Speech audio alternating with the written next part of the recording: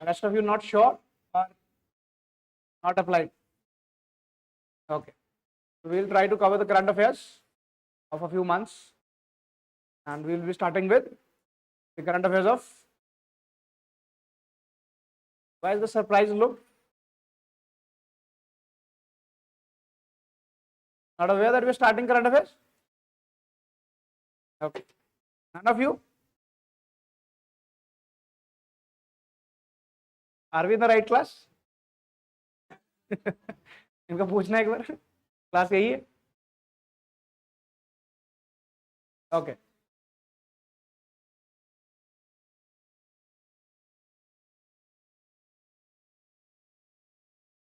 Ready for it? I don't know why this is so much of a surprise look. Voice is not audible? Voice is not good.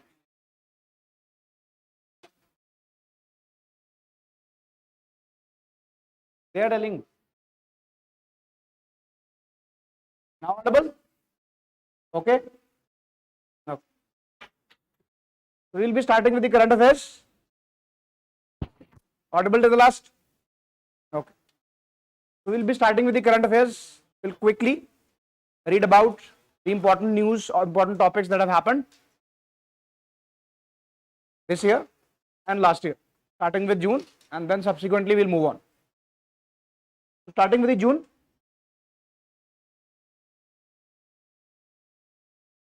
What color would be fine?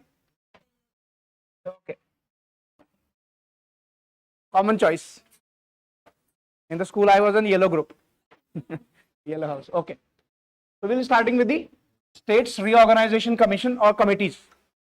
This we also had a discussion when we were discussing about the language. States Reorganization Act of 1956. So what has happened is there are a few commissions which you must have read in the static portion. Ever since India got independent, we had demand for separate states based on language. So government, listening to that demand, formed the first committee, which is the S.K. Dhar Committee, 1948. This is not you, it is 1948. Okay. So 1948, the first committee was formed, which is the S.K. Dhar Committee. Then we had the JVP Committee. J stands for Jawaharlal Nehru, V for Vallabhbhai Patel, and P for Pattabhi Sitaramaiah. So these three individuals, again in 1948, this also recommended the reorganization, but on the basis of administrative convenience. It means language should not be the criteria for making new states. The criteria should be whether or not the new state will be administratively efficient. Again, this committee JVP, it also rejected language as the basis of reorganization. States should not be formed on the basis of reorganization. But while we reached 1953, what happened in 1953? What happened? That was there, but something happened. How? Potri Sri Ramalu died, passing unto death for the new state based on language. So the circumstances were so emotionally charged up that government was forced to form a new commission.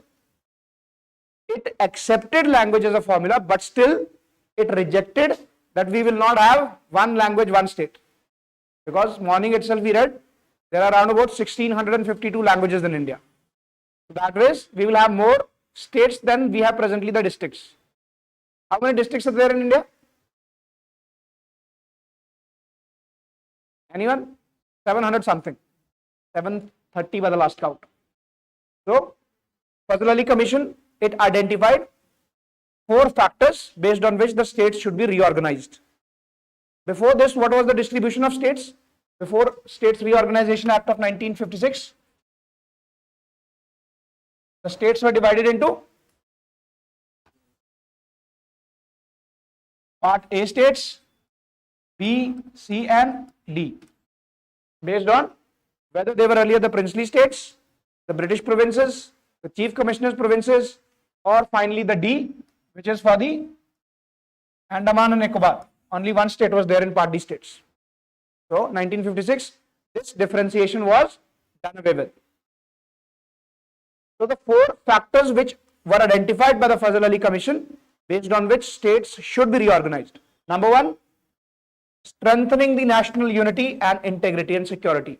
At no point of time, states will be reorganized in such a manner that will distort the unity. It should always be in a manner that will strengthen the unity. So, when Andhra Pradesh was formed on the basis of language, it did not affect the unity because it made people feel that their voices and their grievances have been heard. So, it strengthened the unity. That was one of the factors. Again, linguistic and cultural homogeneity. It means whatever the state is, as far as possible, it should be homogeneous. Not that we will have one language and one state, but as far as possible, people with similar culture, people with similar language should be part of that state. Then, financial, economic and administrative consideration, same as the administrative efficiency of the first commission, which is the Dhar Commission. And finally, planning and promotion of welfare of the people and the country as a whole. As long as the recommendations or the division of the states is being done in a manner which promotes the development of people, the reorganization would be good. So this is what happened. The Fazal Ali Commission recommended the formation of 14 states and 6 union territories. 6 union territories and 14 states. That is where we started in 1956. As of now, we have how many states? 28 states and 8 union territories. We started with 14. We also had 29 states earlier. Jammu Kashmir was demoted back from a state to union territory. I lost a state. Okay. So Parliament implemented these recommendations in the form of 7th Amendment Act. 7th Amendment Act was brought in which all these states were reorganized. Part A, B, C, D abolished, and we had 14 states and union territories. Clear, everyone? Okay. So next is something about proportional representation. You must have heard. Already started already? Okay. Who all are elected by proportional representation in India? Sorry? Yes. Rajya Sabha, President, Vice President. What is proportional representation? It is opposed to what is called the first past the post. First past the post system is what is done in the elections of MLA and MPs. The general population gives the votes. Whosoever secures the maximum votes, irrespective of the number of votes. It can be 90%, it can be 20% also, depending upon the candidates. So whosoever secures one vote extra, he is elected. This is called the first past the post. Whosoever crosses the majority. But in proportional representation, in the first past the post system, we have a territorial representation. It means the entire constituencies are divided in the form of a territory. There is a specific geographical entity that is not available in the proportional representation. In the proportional representation, the idea is whatever the different segments of the population, for example, let's say religion wise, just an example, different religions depending upon their population will have their representation. So there is no territorial representation. For example, let's talk about a particular state, Andhra Pradesh, or Telangana. So Telangana, if we have suppose 6 different components, 6 different religions who are living here. So depending upon their population in the entire state, their representatives will go to the state assembly and not based on any particular territory. For example, it will not be whether it is a part of Hyderabad or the neighboring districts. There will be no territorial representation. So in the first past, we have the geographical units, territorial representation hai. There is specific earmarked. Then here we do not have territorial representation. The entire state or sometimes the entire country is one constituency, because we are not electing people based on territory but based on their representation. The representation criteria can be different. It can be religion, it can be language, it can be anything. Then in terms of representation, Each constituency will have one member. Generally what happens in MLA and MP elections, but here we will have more than one representative. I told you already, if we talk about a state, it will have a number of representatives. There will be no constituency. Then we have voting process. The voters will be voting for their candidates. We know that he is the MLA for whom I am voting. But here, voters generally elect for the party, because they will vote for the party which represents them. So it is not the individuals that are voted upon, but the parties that are voted upon. Then seat distribution. Here, a party may get more seats than the votes in the legislature. But here, each party will get the seats in the legislature in proportion to the percentage of votes. The number of votes that they get, the seats will be proportional to that. Here, it is not in proportional, because here the name itself is proportional representation. Proportional to their population, proportional to their vote, they will get the number of seats. Then we have examples. These are the countries which implement first past the post. Even India in the Lok Sabha and the state assemblies. And this is implemented in Israel and Netherlands. Both these countries implement the proportional representation. Benefits, the ones which we are having for the Lok Sabha and the state assemblies, it is very easy to understand for a layman. He is aware that this is the candidate I am electing, I will vote for him. But this is a little difficult to understand for common person. Then it facilitates a stable government. Why stable government? Anybody? Majority in terms of? That is there, but how it is a stable government? Because who will form the government? A party who has got the maximum number of MLAs. Let's talk about the state. So whosoever has got maximum number of MLAs, he will form the government. And since all those MLAs are from one homogeneous party, so government will be stable. But in proportional representation, we do not have representation from one party. We have multiple representation. So stability becomes an issue.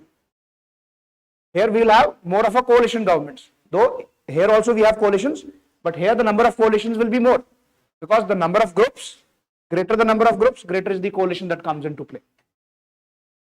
Then we have, it encourage voters from different social groups to come together.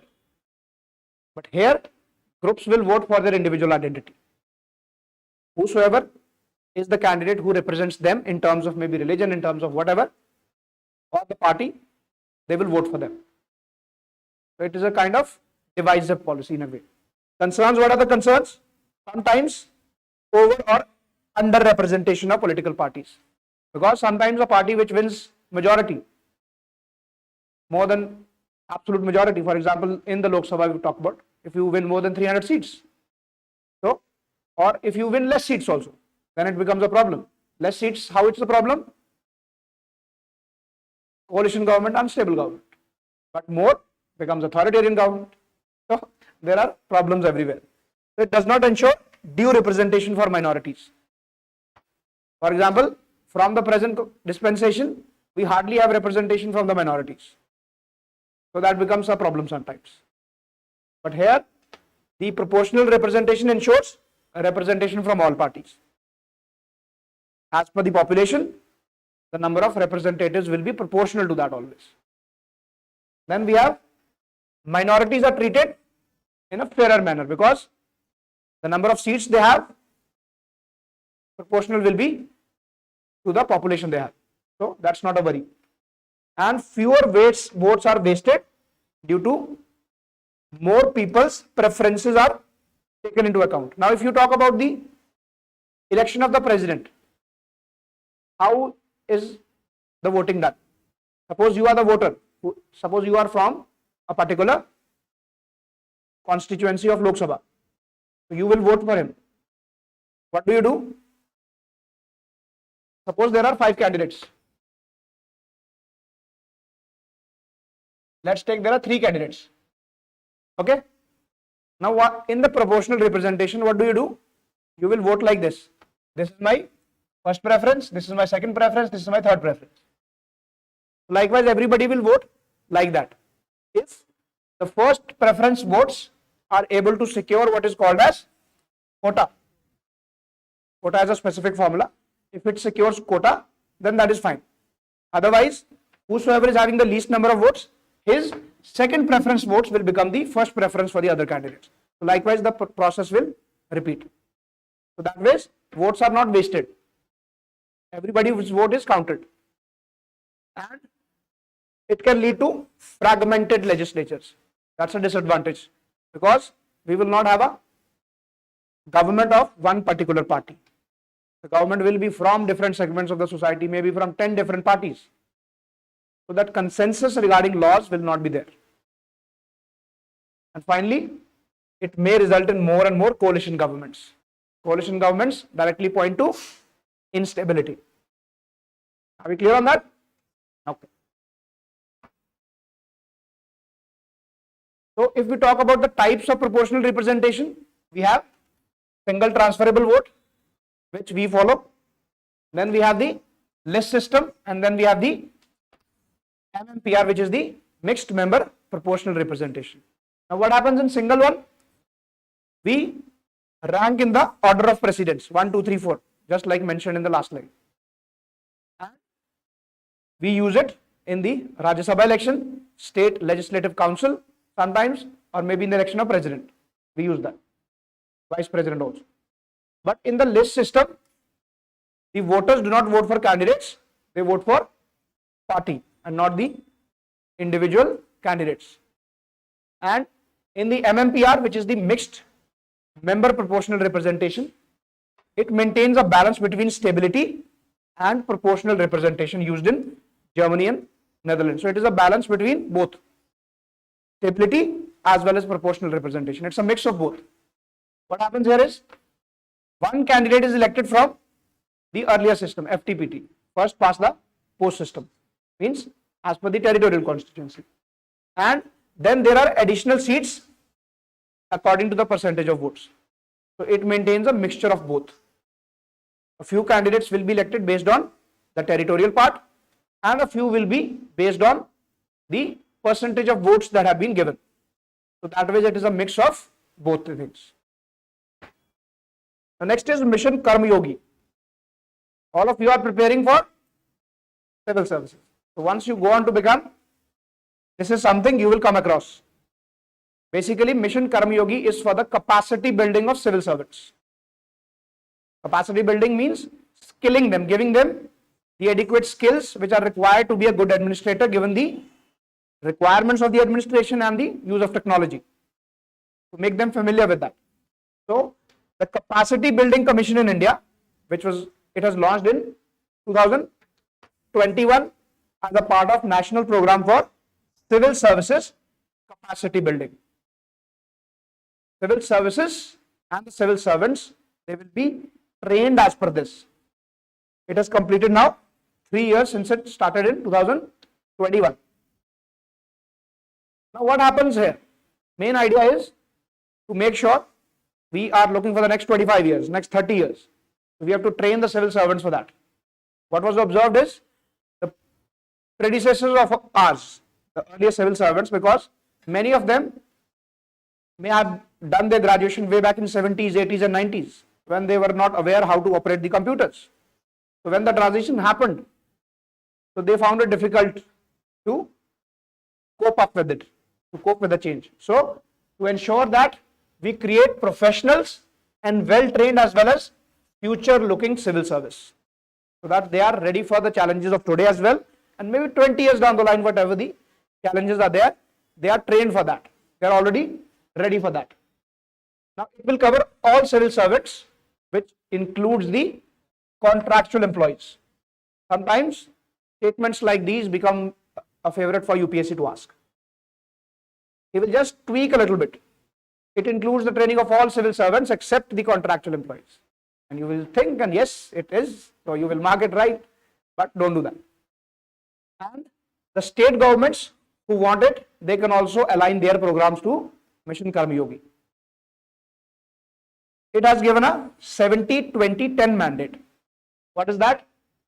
70% of the learning should come from on-the-job experiences. Means once you actually are employed on the field, once you are serving in the capacity of maybe SDM or maybe later on as a district collector. So 70% of the learning you will have once you are working on the job with your practical experiences. Then 20% will be while you are working with others and 10% from the plant training. So training will only cover 10%, and it is actually the case.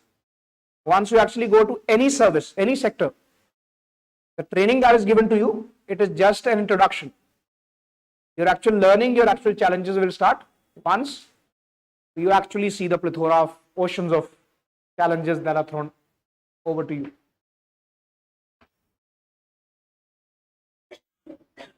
So the institutional framework for this capacity building program, it is headed by Prime Minister's Human Resource Council, which is the apex body. So all directions, all major decisions will be taken by the Prime Minister's HR Council. Then we have the Cabinet Secretariat Coordination Unit. Why Cabinet Secretariat? Because overall, who is the highest civil servant of India? Cabinet Secretary. He is the boss for us. Okay. Once you go there, he is the boss. So he will be the Cabinet Secretariat Coordination Unit. It will monitor and oversight the implementation. Main directions and decisions by the Prime Minister's Council, and the Cabinet Secretary along with his council will monitor and keep in check if everything is going on well. And then we have the Capacity Building Commission and the Special Purpose Vehicle, SPV, call it SPV. Any body which is formed specifically for that particular job is called a SPV. So this SPV is 100% government owned, and it has made an online platform called I Got Karmayogi. Okay. And when we talk about the Capacity Building Commission, it was constituted by the Gazette of India in 2021. It means it is neither a constitutional body nor a statutory body. It is formed by the government resolution under the Department of Personnel and Training, DOPT. Once your results come out and you are selected, UPSC has the responsibility only of declaring your results. Post that, all your correspondence, service allocation are taken over by DOPT, Department of Personnel and Training. So they are the ones who will be handling all the communication of your service. That is why this is under the DOPT. Capacity Building Commission is an independent body. It means it will not take any outside interference or outside advice. It will work on its own, and it has both executive as well as financial autonomy. It is independent both in terms of its funds as well as what decisions it is going to take. And it has got 3 members and supported by internal secretariat. Secretariat is what? Where the main office work takes place, where the main coordination work takes place. That is the secretariat. And this secretariat will be headed by an officer of the grade of Joint Secretary to the Government of India and designated as Secretary to the Capacity Building Commission. So these bodies sometimes are asked in the prelims, so be sure about that. Members in the Capacity Building Commission will be from different backgrounds. Functions, the name indicates. What is the name? Capacity Building Commission. It is a body which is there to build up the capacity of something. Of whom? We'll see. The first is annual capacity building plans for the various departments, ministries and agencies it is supposed to make. How to increase the efficiency. How to make sure that the resources are put to good use. All these things will be taken care of. Also the annual state of civil services report. How the civil servants as a whole are performing, what is the cadre strength, all that. It will make that. In addition, knowledge partners for the mission in case it needs that, it feels that we need to take some expertise from outside, maybe some corporate bodies or some corporate entities which are having expertise in latest technology like artificial intelligence or the blockchain. If it feels, so it will also approve the knowledge partners who can help in the mission Karmayogi. Also, it will, main idea is of this entire program that we need to adopt the siloed approach. What is the siloed approach? For example, all departments are working on their own without any coordination to each other. And generally that is what happens. For example, there's a road going by. What will happen? The telecom department will come, they will dig up the road and they will they will lay a pipeline or lay a cable. And 2 days later, when that work is finished, the PWD will come and then they will form a road. After that, the water supply department will come. They will again dig up the road. And what they'll do? They'll lay the pipeline. All are working independently without consulting each other. So here the main idea is all departments should work in together. So if the road is to be constructed afresh, before that it is the work of road department to ask all these departments to inform if any digging work is to be done, finish it before this date so that we can lay the road, not after that. But generally that is what happens and it creates a lot of problems. Okay. Next is the World Summit on the Information Society. Such bodies sometimes become a very favorite question for UPSC. So we have India participating in the International Telecom Union's summit called WSIS +20. So India participated in these events which happened in Geneva in Switzerland. Anybody been to Switzerland? No. Okay. So WSIS +20. +20 means it marks the 20th anniversary since WSIS was first held in 2003 in Geneva and again in 2005 in Tunis. So it marks the 20 years of WSIS. What is WSIS? We'll see that. Now, it is a forum which is co-organized by Telecom Union, UNESCO, United Nations Development Programme, and UN Convention on Trade and Development. So all these bodies have combined to form WSIS forum and co-hosted by ITU and Swiss Confederation. So it has something to do with International Telecom Union, something to do with the telecom sector. Aim, what is the aim? To provide a multi-stakeholder platform in the field of information and communication technology. So in the field of ICT, information and communication technology, the aim of this forum is to bring all stakeholders together. So once all stakeholders are there, what will happen? They will be able to share their expertise. For example, if a specific country has some expertise in the field of telecommunication, they will share that. Somebody has problems, they will ask for solutions. So it becomes a multi-stakeholder platform for that.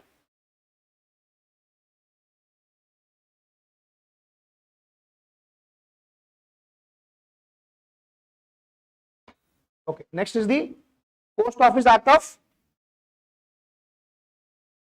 2023. Now this was a very controversial act. It was made in 2023, but it was in news in June because it got implemented with respect to, it got into effect on that date. Now the most controversial provision in the Post Office Act is the powers given to the Post Office Department to check your parcel without your permission. They can open up your parcel and check what is inside in the name of national security, in the name of security of the country and foreign relations. So this was very hotly debated, but somehow it got passed in the parliament. So what happened is Indian Post Office Act of 1898, not U8, 1898. Okay, wherever you find U, it is some mistyping or maybe something replaced U by 9, so it is 9. So the Post Office Act of 2003 has come into effect 2023. Any act which comes into place, either it is a new act or it replaces an already or amends an already existing act. So it amends and replaces the Post Office Act of 1898. Now, here the main problem is, first, it's okay, Director General of Postal Service will be appointed to head the Indian Post. So, Indian Post will be headed by Director General rank officer, Director General of Posts. Now, he will have the power to make regulations on matters of charges for service and supply and sale of postage stamps. Until here, the points are okay. But this is where the problem starts. The power to intercept the postal articles. Whatever your products are there, you are sending to your friends or your family or to anybody. They have the power to intercept that, open that, and check that. Now, government can intercept an article on a specified ground. If you are sending it and government feels that it includes the security of the ground, it means your parcel has the potential to inflict some damage to the security of the country, or are friendly relations with the foreign countries, or public order. You are sending a letter to your friend, it has the potential of disturbing the public order, or some kind of emergency it can create, or public safety. So these are very vague and wide terms. When we talk about public order is anything and everything. In a way it is right also, but in a way it is wrong also. Depends upon in what context you see that. Now, the government is, or the postal department is exempted from any liability. Government is not responsible. Postal department is not responsible for this. So, post office will not incur any responsibility with regard to its services, except such liability as may be prescribed by the post office itself. So, it means they can do whatever they want to do with your parcel and they will not have any liability. Now, there are no penal provisions also in the Act. The officials of the post office will not be held liable for anything that they do with your parcel. Now, if we talk about the postal system, of course, India has one of the oldest postal systems and one of the most functional postal systems in the world. It started with the East India Company in 1727. When did East India Company come to India? It was formed in 1600. Yes. Did it come to India in 1600? Captain Best, 1608, 1608, 1612, 1665, 1605. Okay. And when did Captain Best come to India? Captain Best from East India Company. Not aware? Okay. You'll read that, don't worry. Okay. So 1727 was the time when Indian Postal Service was created by East India Company. Lord Dalhousie. What is the timeline for Dalhousie? 18.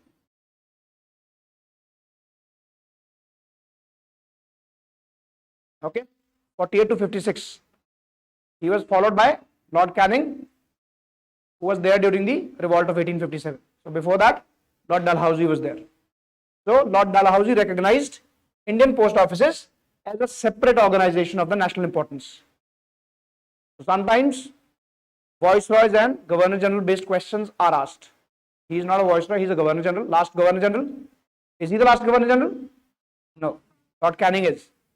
Lord Canning was the last governor general and the first viceroy. Okay.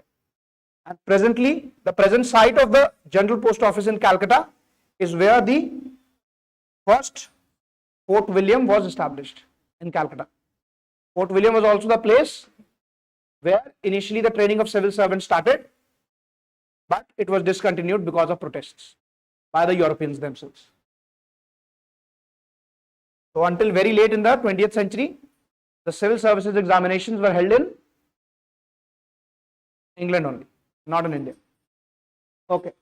Now, number of women MPs into the 18th Lok Sabha. Right now we are in the 18th Lok Sabha. We started with close to 5% of the MPs way back in 1947, and in the last 75 plus years, we have been able to reach a number of only 14%.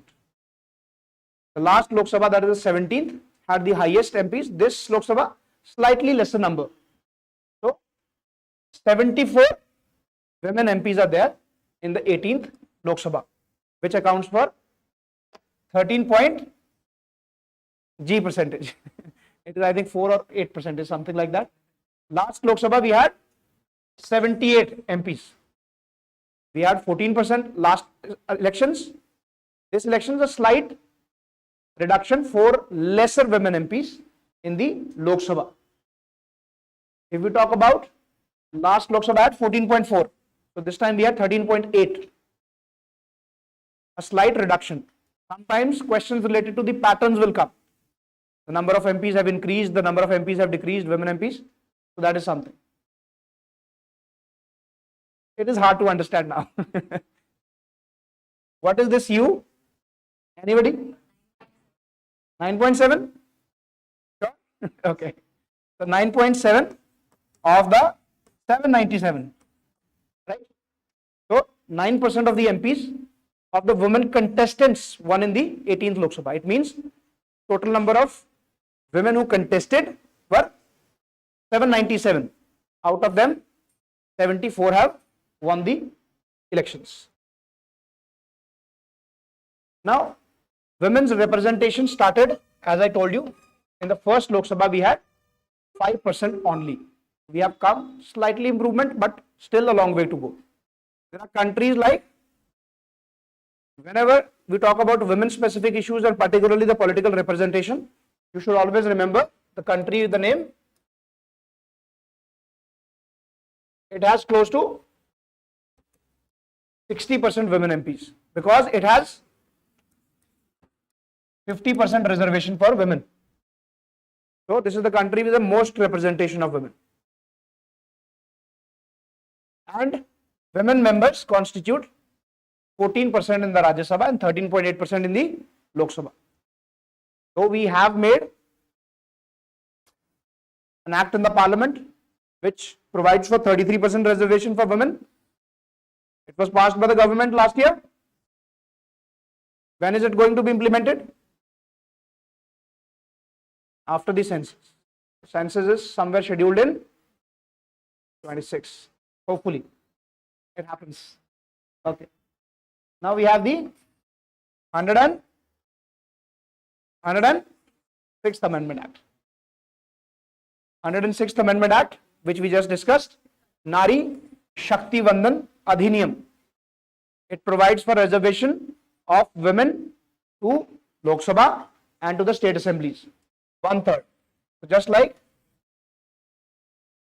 we will have 33% of reservation for women, but this will come into force once we have the next census that is happening. So next census, if it happens in 2026, we will implement the reservation in 2029, not before that, because the next Lok Sabha elections will be in 2029. Plus, we are also planning one nation, one election. So, if everything goes well, the state elections might be tuned to that. Should it be done or should it not be done? Should be? Should not be? How many for should? Should be done. And how many for should not be done? What about the rest? No difference. Don't be a passenger. That's not good. Okay. So this is, next is the self-declaration certificates. The Ministry of Information and Broadcasting now declares that self-declaration certificates are mandatory for all new advertisements, because it is practically not possible for the ministry to individually check all the advertisements. So it gives the responsibility to the one who is advertising. Suppose you are responsible for, you are making an advertisement.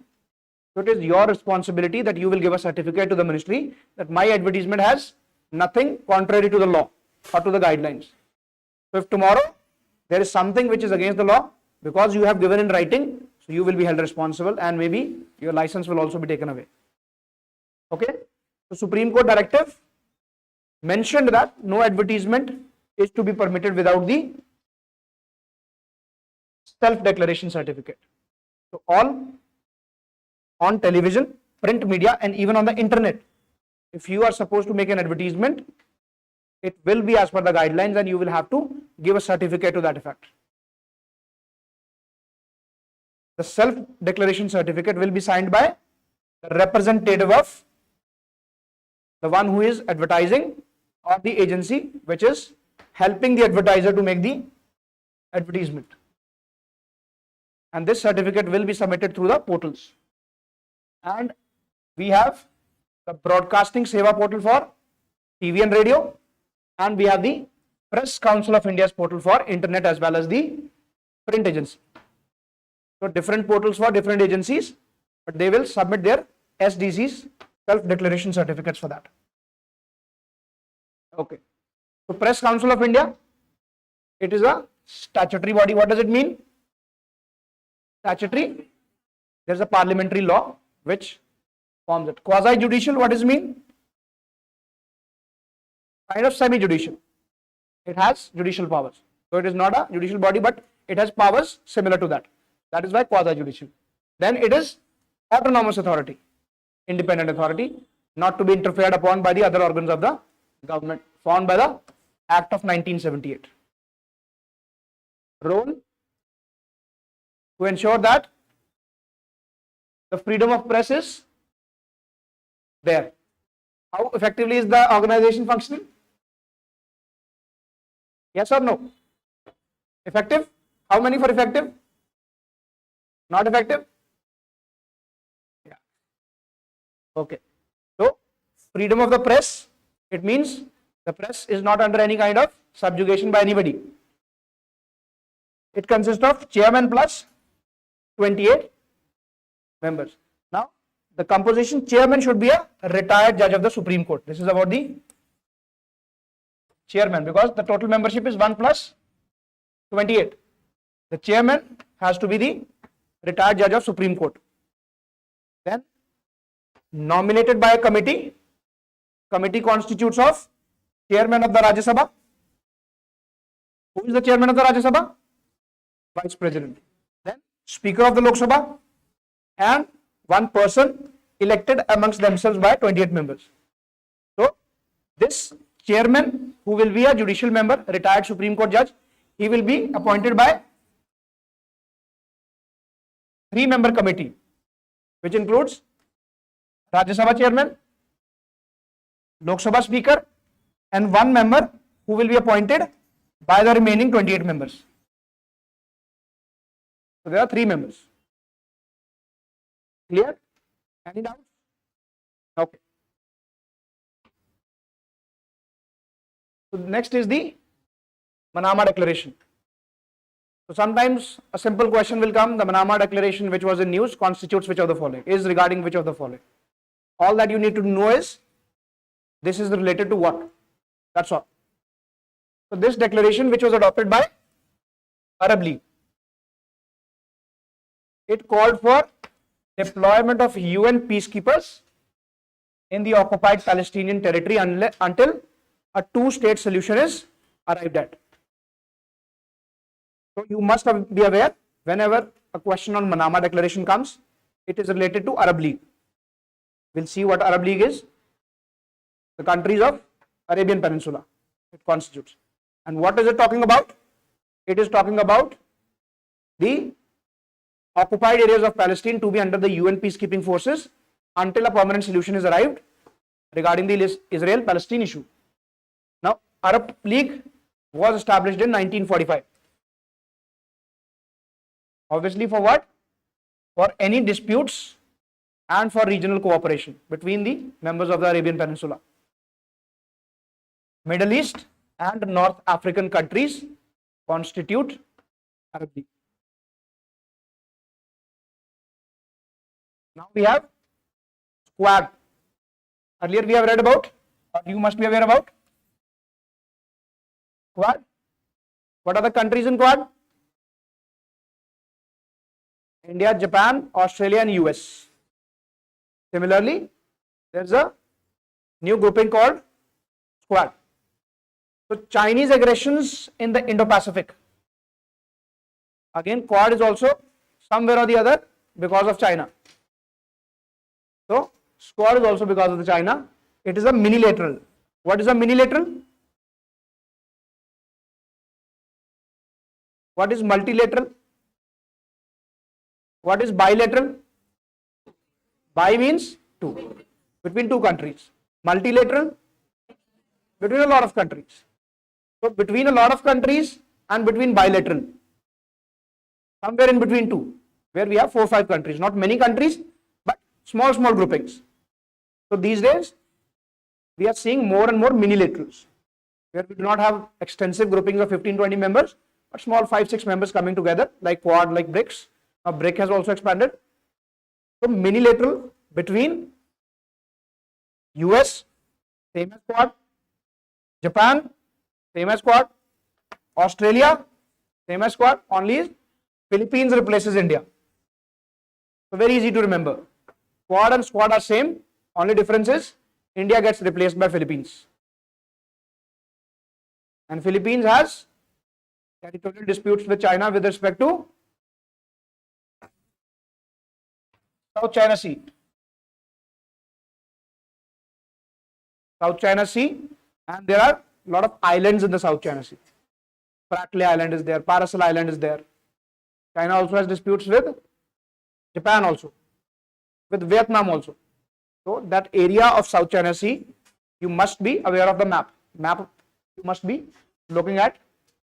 Now, Quad is an addition to already existing.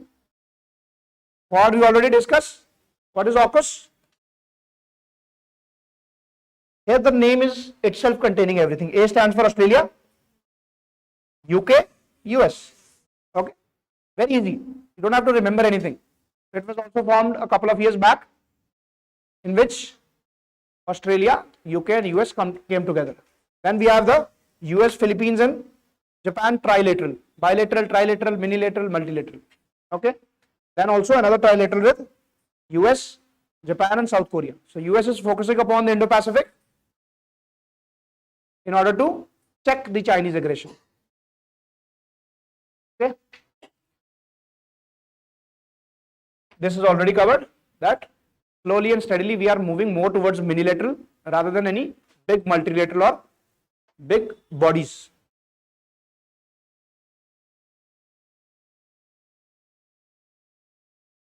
Very simple to remember.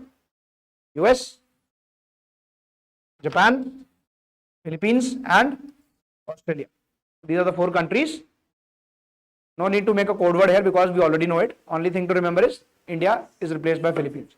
But if generally you read the bodies, for example, if you read the members of Arab League, if you read G20, there's always good to form some kind of code words. But if there are a lot of countries, the best way to remember is remember the countries continent wise. In 2020 or 21, there was a question with respect to members of G20.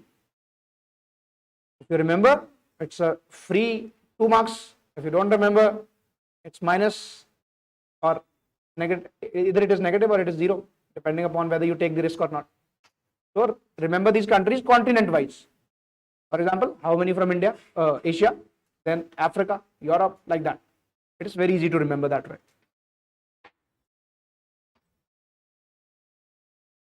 Next is Indo-Bangladesh relations. A lot has happened in the past year.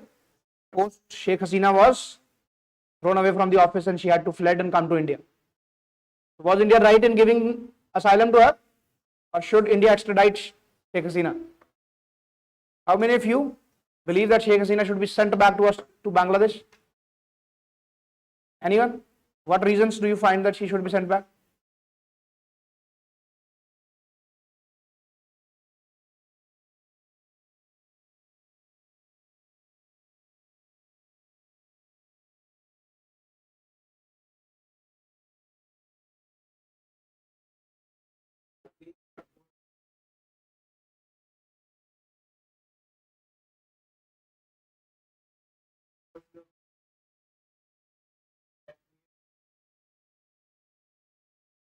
But let's assume that we do not support her and she is sent back to Bangladesh and she is killed there. Who takes the responsibility? There is quite a possibility because her house was ransacked by a lot of people. Her individual belongings were thrown away. So quite logical that if she was there, she would have been killed that day. And plus she has been a time-tested partner. Though we have direct relations with Bangladesh, but the relations with Bangladesh have been based on this one family. Earlier we had Sheikh Mujibur and now we have Sheikh Hasina. And quite possible that in the next election she might come back. Right now another reason is the government there is not a popularly elected government. It is just placed by military, backed by US. Okay. So the PM of Bangladesh visited India. This is before that. This is last year, much before that. So basically whenever we read about international relations, just the latest what has happened, major agreements that have been signed. So some MOUs have been signed. First with respect to Indo-Bangladesh Digital Partnership Shared Vision. So right now India is trying to have digital partnership with most of the countries in the Southeast Asia as well as South Asia. In the digital partnership, one focus is about the DPI. What is DPI? Digital public infrastructure. Like the things we use Aadhaar, then we use DigiLocker, DigiStack, all these things which provide these services through some kind of digital media, they form a part of DPI. Another thing which we are trying to focus upon is UPI integration with their local payment systems. A lot of countries including Singapore, I think UAE also. Now if you go to these countries, you can pay them with UPI. You do not require to exchange the currencies. That is also happening. Also, green partnership for a sustainable future. Now this green partnership is something which is happening with almost all the countries because this is the demand of the time. So it is happening with all the countries. For maritime cooperation, blue economy and oceanography, we have signed a few agreements. Not very important here. Now this commercial agreement has happened between NPCI. What is NPCI? National Payment Corporation of India, which runs the UPI, and Bangladesh Bank for launch of UPI in Bangladesh.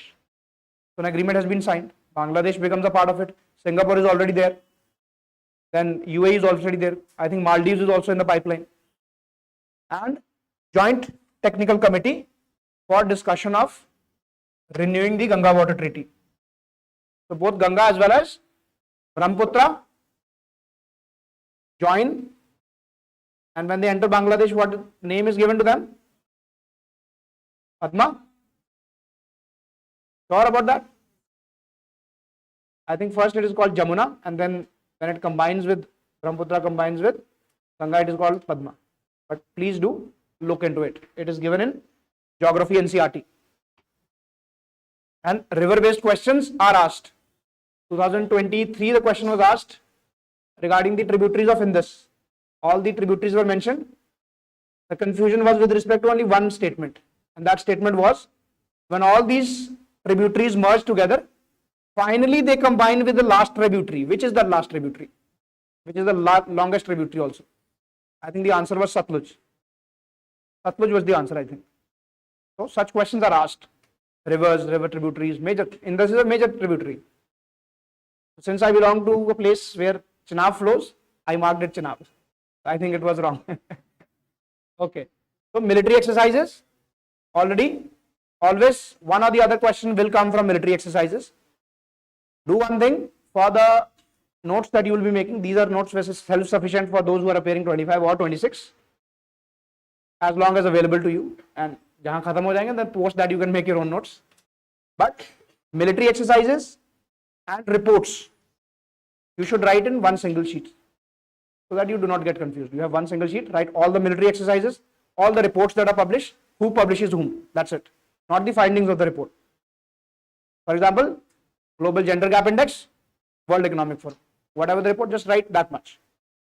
So you will not get confused in the exam if you have written it on a piece of paper. So military exercises between India and Bangladesh. Sampriti and Milan. These are two exercises which happen. Then we are important trade partners with Bangladesh. In fact, Bangladesh is India's biggest trade partner in South Asia. Only in South Asia, not overall. Who is overall the biggest trade partner of India? Number one, number two, and number three. Who are there? Number one is China. Our biggest enemy is our number one trading partner. Number 2, US, which is acting very wonky these days post the election of Donald Trump. And number 3 is UAE. These are the 3 biggest trading partners overall. But if we talk about South Asia, it's only about Bangladesh. And India is the second biggest trading partner of Bangladesh in Asia. If India is Bangladesh's second biggest, who is Bangladesh's number 1? China. Okay. And we have a bilateral trade of $14 billion, which is very nominal, not a very huge figure. And we also have a land boundary agreement which was signed in 2015 because we share border. Yes, enclaves. What is an enclave?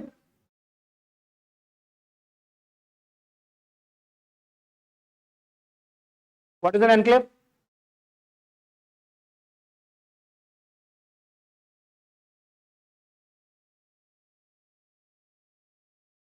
Suppose my drawing is very bad. This is a river. This is India. Suppose, and this is Bangladesh. So it should be the other way around. Okay. Now suppose this is a river and there is a small part here, but this part belongs to India. So it becomes India's enclave. So this is what enclave is. I am sure that all of you are better in terms of handwriting and better in terms of drawing than me. Okay. Then we signed a land border agreement in 2015 and also for enhanced connectivity. Now very recently, the officiating Prime Minister of Bangladesh went to China. Heard his statement? Somebody? What's his name? Mohammed Yunus. He was given the Nobel Peace Prize in 2007 for Grameen Bank, for empowerment of rural women. And now he went to China and was talking about our 7 sisters, the 7 states of Northeast, that it's a very fragile region. He's forgotten the history, I think. Okay. Now, we will be using the Mongla port and Chittagong port, because if we talk about the northeastern region, it does not have a direct access to ocean or to the Arabian, to the Bay of Bengal. So for that, we have an agreement for using Mongla port as well as Chittagong port. So sometimes location specific questions are asked. So you should be aware these 2 ports belong to Bangladesh. Then we have a train project, a rail project, Akhora and Agartala. From Agartala, it will go to Bangladesh and Akhora. Also, some recent developments for regional cooperation. Bangladesh has also joined the IPOI, which is Indo-Pacific Oceans Initiative, which was launched by India. So Bangladesh has also joined this initiative.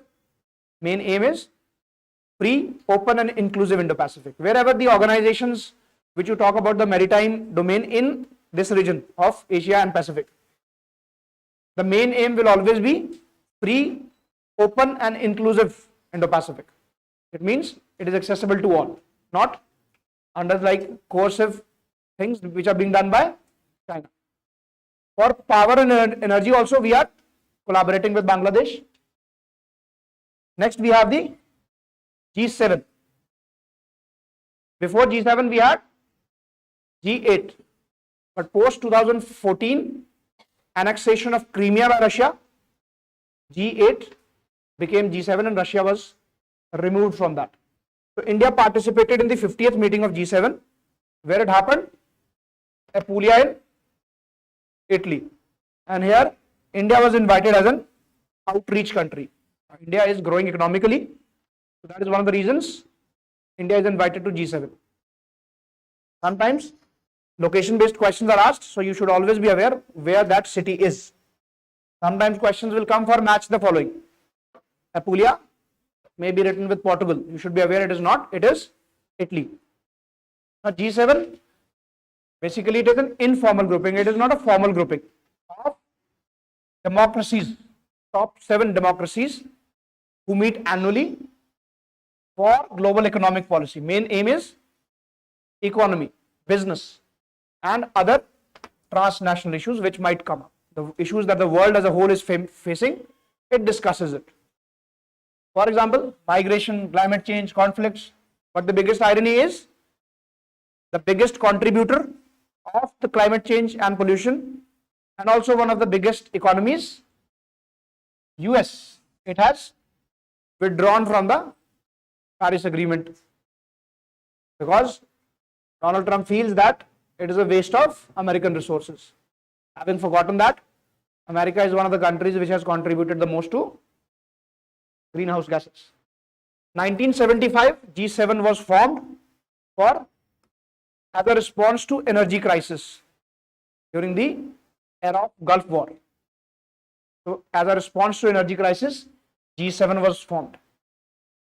Since I told you it is an informal grouping, it is not having any permanent structure. There is no permanent secretariat. Whichever country takes over the presidency for a year, that will set up the agenda. That decides what issues will be discussed. So, there is no set secretariat for that. Countries include US, Germany, Canada, UK, Japan, Italy, France. Russia was removed. It joined in 1998, but post the Crimean annexation, it was removed from G7. EU as a grouping is not a member, but it attends the annual summit. European Union is not a member of G7, but it is always invited because of the number of countries involved. What are the key achievements? Not very important. Malaria and AIDS fighting. Then for the food security, La Aquila initiative was done. 2021, it started what is called the B3W, Build Back Better World. So in a way, it was seen as a response to China's BRI, Belt and Road Initiative. That is all about building infrastructure in other countries and also the debt trap diplomacy. And here, it was also launched in 2021 as a response that we will build, because it was a response after the pandemic. So in pandemic, we saw a lot of supply chains disrupting. What is supply chain?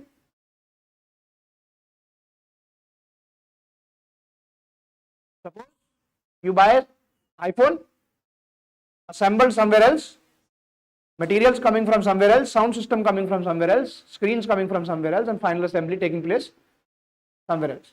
So all these countries become a part of supply chain. So because everything got disrupted, because of China also, so that is something that was done. And then next year, another initiative for the same, it got replaced by, after this we had PGII, which is Partnership for Global Infrastructure and Investment, which is again a continuation of B3W or a response to BRI, offering an alternative to the other countries, alternative to China. Major outcomes of the summit, G7 that happened, what happened?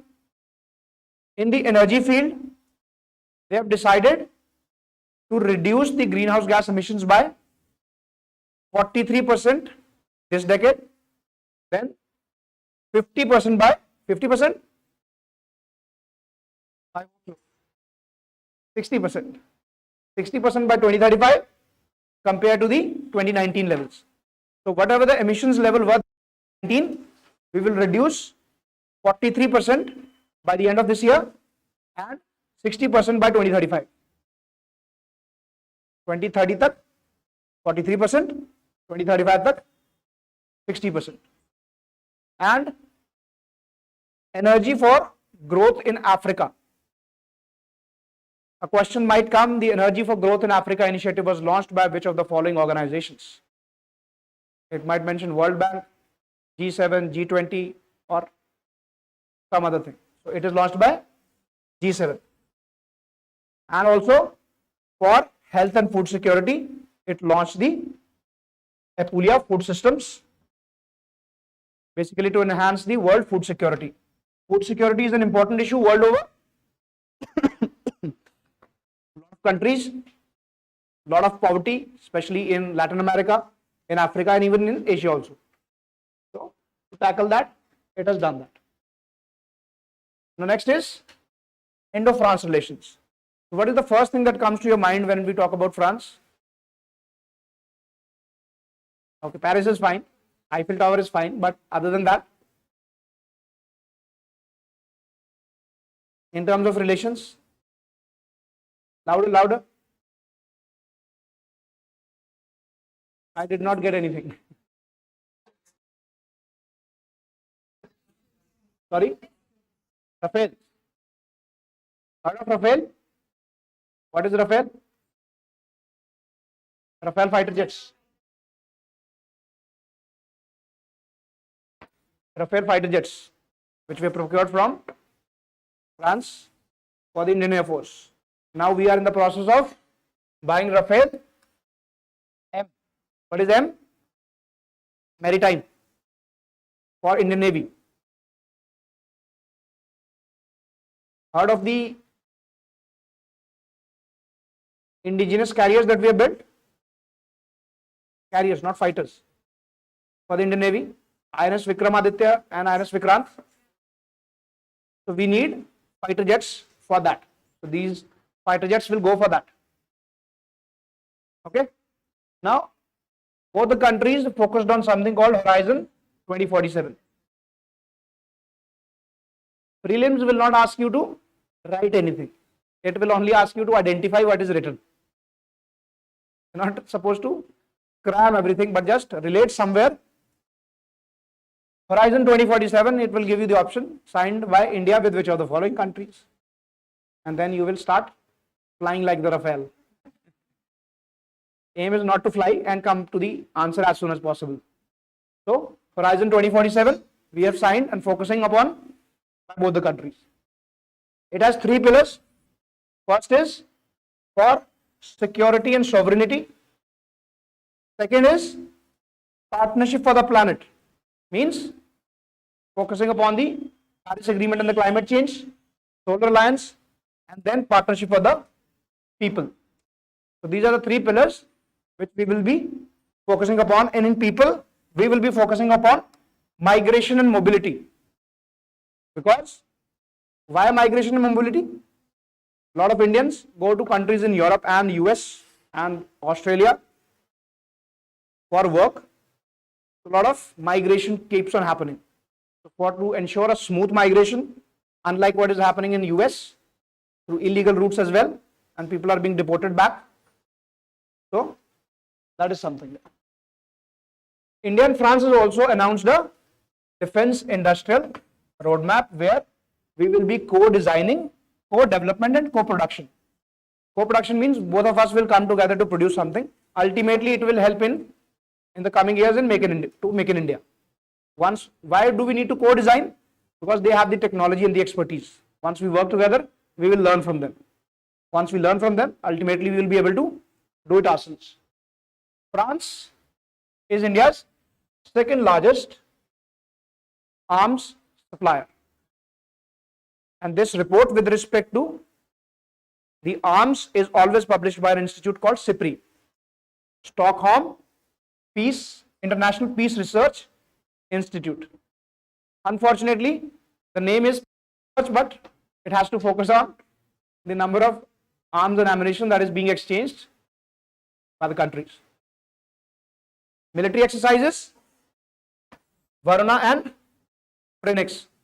Now, most of the exercise, not all, but most of the exercise will tell you what are the countries involved. Here you may not come to know, but here we have France, India. It is J, joint exercise. Okay? You do not need to remember anything. There is another exercise, not with France, with Sri Lanka. It is called SLENEX.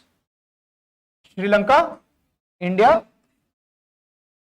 naval exercise. So, don't cram anything. Everything is naturally flowing into your mind. Okay.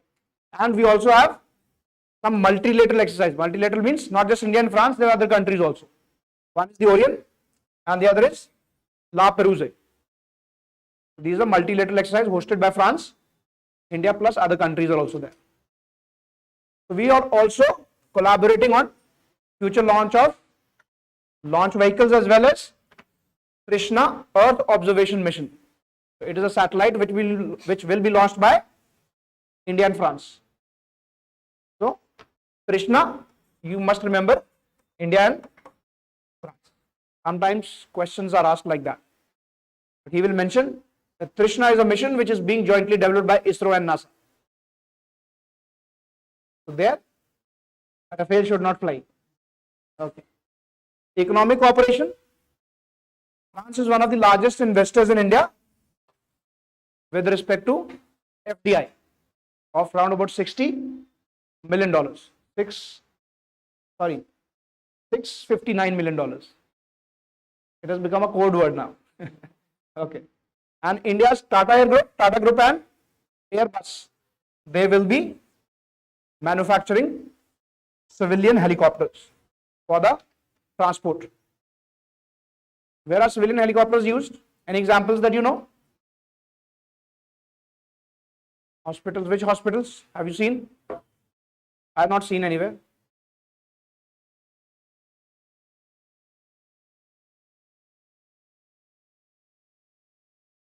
They may be there, but I am not aware. Any other place that you are aware that you've seen physically or are aware of? Where? One I know, that's why I'm asking. It is used in Vaishno Devi in Jammu. Rest I am not sure. Okay. So in the aviation sector, we will be producing civilian aircraft, civilian helicopters. Plus also there has been agreement with the India's AKS Air for the purchase of 300 LEAP 1 Bravo engines. Engines for aircraft, not for motor vehicles. AKS Air is an airline company. So they will procure some engines from a company in France. Companies' names are not very important, but since there is an agreement between the two countries, you should be aware. Now we have India-Japan. Now, Japan has also launched an initiative, Free and Open Indo-Pacific. 2 or 3 topics earlier we discussed about India's initiative, which is the Indo-Pacific Oceans Initiative. So both of them have common concerns. What is the common concern? China's military and political interventions. China is very active. India, US, Japan, all these are focusing on the same thing. Now, India and Japan are also focusing upon, they have collaborated for SCRI, which is Supply Chain Resilience Initiative, again to counter China's dominance of supply chains. This was also learned in COVID that we are overly dependent upon China, and that is visible by the fact that China is the largest trade partner. But not just that, we are the net importer by a huge margin. Total trade is around about, I think, 121 billion US dollars. But out of this, we are importing around about $100 billion, and we are exporting only around about 20. So there's a huge gap. And we call China as one of the enemies. I wonder what would have happened if China would have been a friend of ours. Okay. Now, Supply Chain Resilience Initiative, both India and Japan came together. Exercises, Dharma Guardian and Shinyu Maitri, and then Japan, India Maritime Exercise. All these exercises plus the reports, kindly make it on one paper so that you don't get confused. Then also, acquisition and cross-servicing agreement has been signed, which brings the armed forces of both the countries together. What is happening? Acquisition as well as cross-servicing agreement. It means in case some support or some services are required from one force to the other, they will be providing that. They have signed that agreement.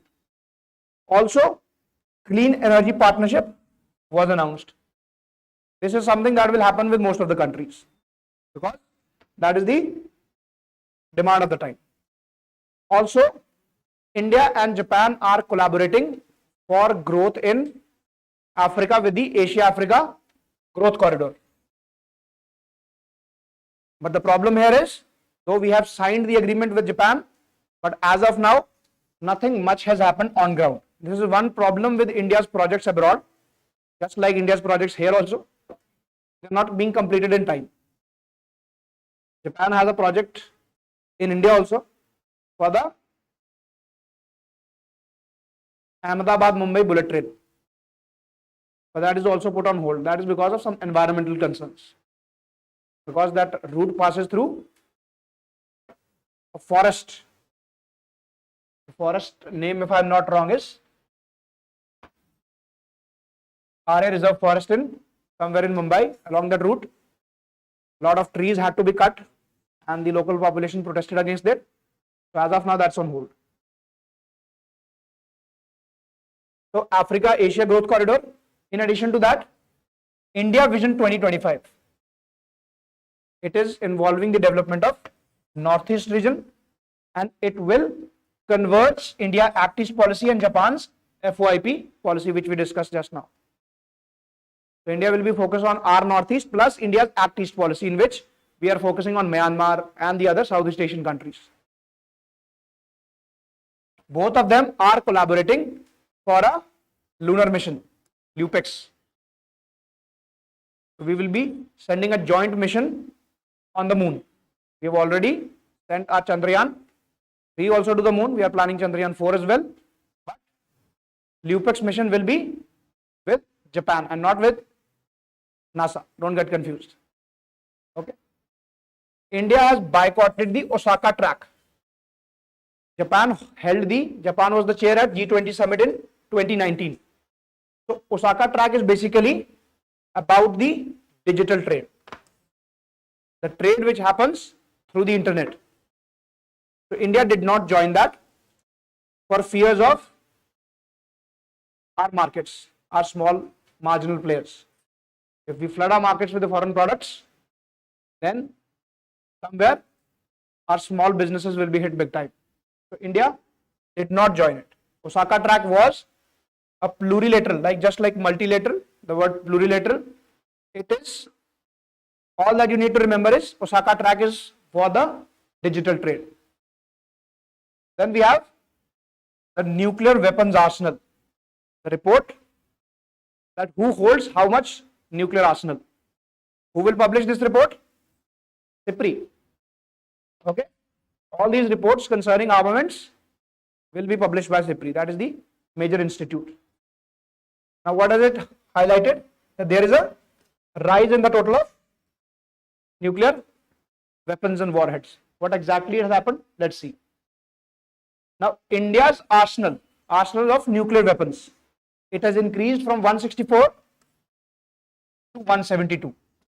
So there is a slight increase in the military arsenal. Especially, we are talking about the nuclear arsenal here, which is a slight advantage over China, over Pakistan, not over China. So Pakistan, if I am not wrong, is close to 169 or 170, and we have 172. So we are having greater arsenal, just slightly. Now, as of now, total nuclear warheads in the world are around about 12,000. Exact numbers not important. Around about 1,200, out of which on high alert means ready to be launched at any time. They are 2,100. Most of them in US and Russia. Now, transparency means that the information is available in the public domain as to how much arsenal are you holding. Now, that transparency has declined in both Russia and US. This is what the report says. It is for the last 2 years. Now, total nuclear warheads have declined. 12,121. It is a decline over the previous report. But the number of operational warheads has increased yearly. So it means total warheads have declined, but ones which are operational, it means ready to be launched anytime, they have increased because tensions are there because of the Russia-Ukraine war, because of the Israel-Gaza issue. Now, there are a few treaties about controlling the nuclear weapons. First, we have the CTBT, Comprehensive Nuclear Test Ban Treaty. It only bans the tests. That is, nuclear weapons will not be tested either on land or anywhere. It prohibits just the test, not the possession. You are not required to conduct any, you are not allowed to conduct any nuclear weapons test. Then we have the Non-Proliferation of Nuclear Weapons Treaty, that is NPT. It limits the spread of nuclear weapons through non-proliferation, disarmament. Basically, it prevents the countries which are not holding the nuclear weapons from acquiring nuclear weapons. NPT, Non-Proliferation Treaty. It means the nuclear weapons should not proliferate, should not increase. The new countries which are already not having should not have it, which is a kind of discriminatory. That is why India has not joined it. India believes that if nuclear weapons are not to be held, it should not be held by any country. That is what India's stand is. Then, in both CTBT as well as NPT, India is not a signatory. Why? Because one reason is India wants it to be applicable to all the countries. Second is India has a threat both from China and Pakistan, and both are nuclear weapon states. And they have not signed it. So how can we sign that? That is the point. Now, there was a campaign called ICAN. ICAN stands for Campaign to Abolish the Nuclear Weapons.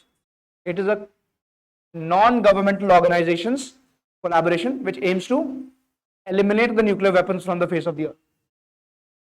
Then we also have the UN Treaty on the Prohibition of Nuclear Weapons, which was adopted in 2017 in New York. It is under the UN mandate. The others are not under the CTBT and NPT, are not under the UN. This was in 2017. India has again not signed it for reasons which are same. Now there are two kinds of weapons. One is the fission, another is the fusion. What is the difference? We'll not go into detail, just tell me the difference and then we move on to the next topic. What is fusion?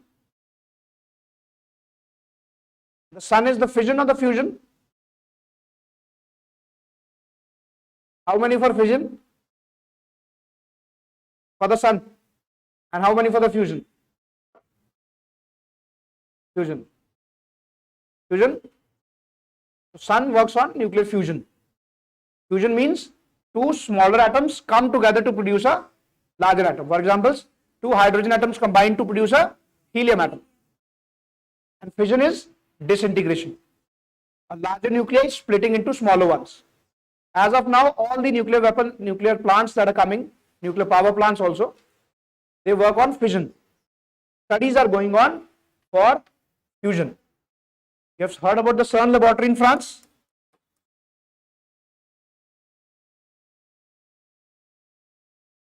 So right now, a lot of countries combined as well as individually, they are trying to work on fusion. Once we are able to work that, we are able to produce that on a large scale, our problems of energy will be solved because fusion produces a lot of energy. But as of now, on minor scales it has been tested, but it has not been practically put to use as of now. Studies are on. So, atomic bombs are basically based on fission. And fusion, we have thermonuclear. Thermonuclear means nuclear plus lot of temperature. Thermo means temperature. So these are more dangerous, or they are also called as hydrogen bombs. Uranium-235, which is a larger nuclei, it is used as a fuel. That is the primary fuel. And then we have uranium-235 fission. What happens is neutrons which are produced, they cause a split in the atoms. Neutrons are supplied, they split the atoms, and then a chain reaction starts. Automatically the process takes over. And hydrogen bombs, what happens is initially we use fission reaction, which is used to initiate the fusion of hydrogen, which further causes more fission, releasing a lot of energy. And here we have two isotopes of hydrogen, which is deuterium and tritium. They are used. Clear? This ICAN won the 2017 Nobel Peace Prize just by launching an initiative.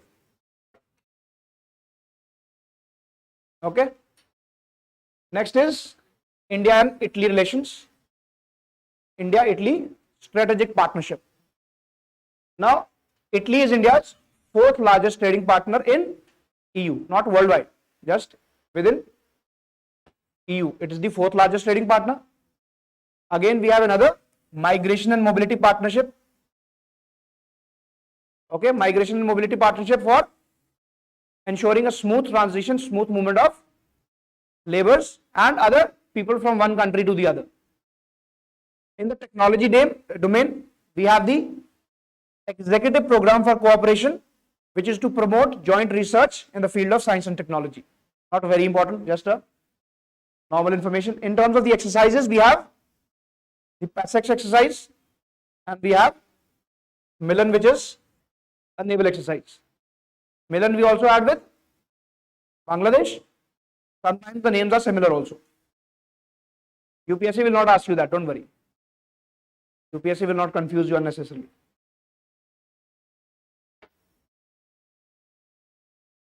Next we have the Indus X. India, US, Indus IND stands for India and US. So it is for the defense acceleration ecosystem. It means both the countries will work together to boost the defense ties, defense cooperation.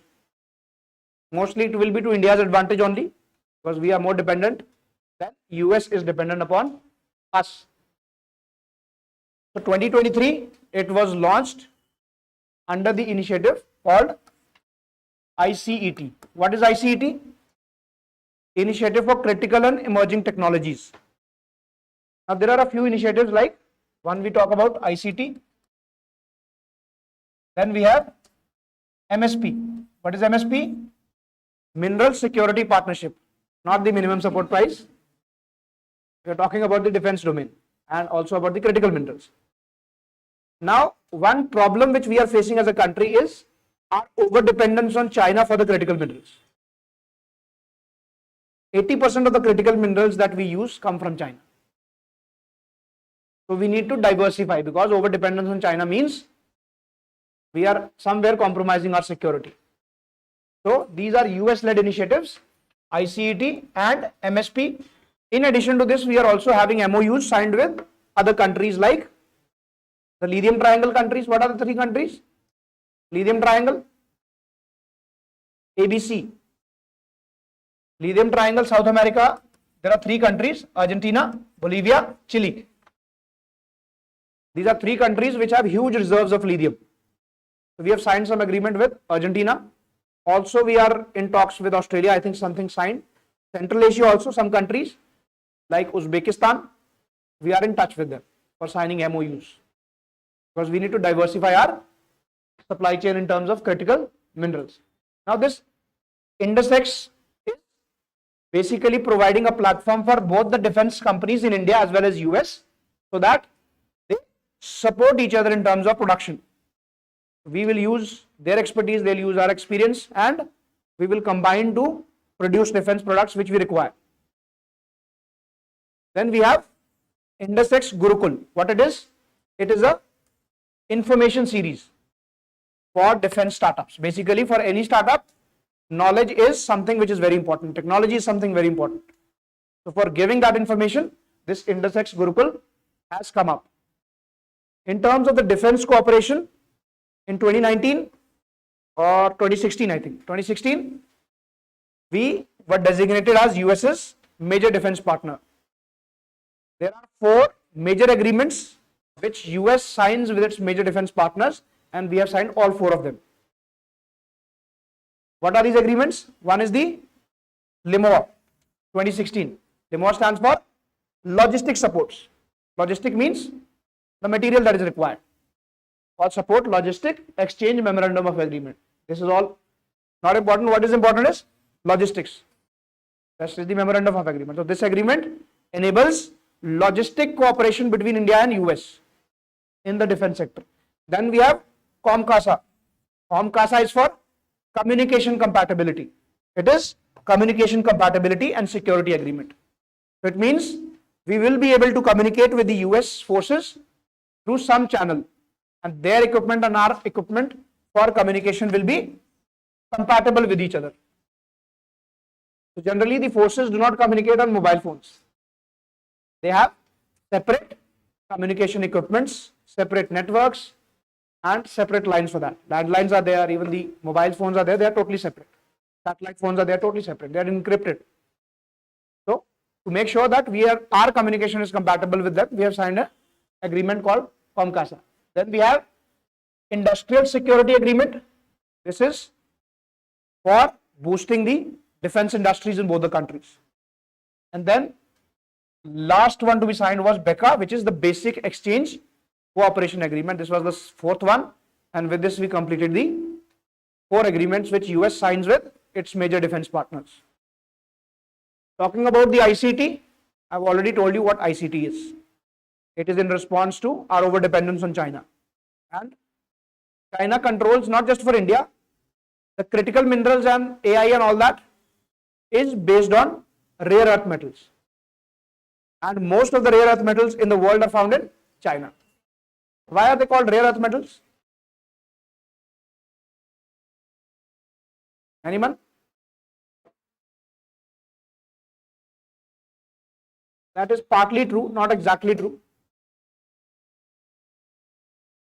It is not that they are found in less countries, but the point is they are found in a particular location in a very scattered form, so that economic extraction is not very viable. But China has a rich reservoir, so that is why they are able to extract economically. That is why they are called rare earth metals. Their economic extraction is not feasible. So next is Indo-Pacific Economic Framework, IPEF. Indo-Pacific Economic Framework. Now India attended the ministerial meeting of IPEF. Now what were the key agreements that will happen? Clean economy. It will happen almost everywhere, as I told you. All major multilateral, bilateral, climate change and clean economy will always be there. Clean energy. Then basically IPEF is a agreement where there are 4 different pillars for collaboration. One of the pillars is fair economy agreement. Fair economy means, what does fair economy means? Fairness, principles of fairness in trade. So it talks about the business environment which is more transparent and predictable. Not like what the Donald Trump US president is doing. He will announce tariffs overnight, and then 2 days later he will say there are no tariffs. And then again 1 week later he will say I'll impose tariffs on China, on India. So this is unpredictable behavior. But we need for businesses, if you have to spend your money, even in your own country, you will first need to know what are the policies of that country, of that state. But here we are talking about a country which is the biggest country, and the world's sentiments depend upon that, and they are so unpredictable.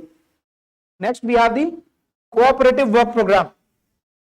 So this is with respect to emissions that this program has come under IPEF. Now, also a catalytic capital fund has been launched. What is a catalysis? What is catalysis? Something which augments the already existing process. It acts as a push for you. Okay. So IPEF Catalytic Capital Fund, it supports the expansion of quality, clean, economic infrastructure projects. It means infrastructure project, but based on clean energy, based on environment sustainability.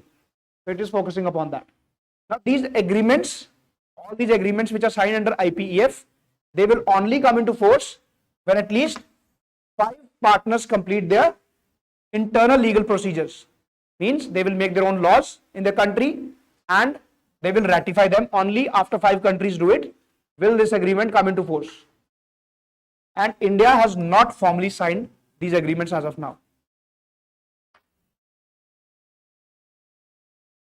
So I was talking about the IPEF. It was launched in 22 by 14 countries, led by US, India, Australia, and other countries.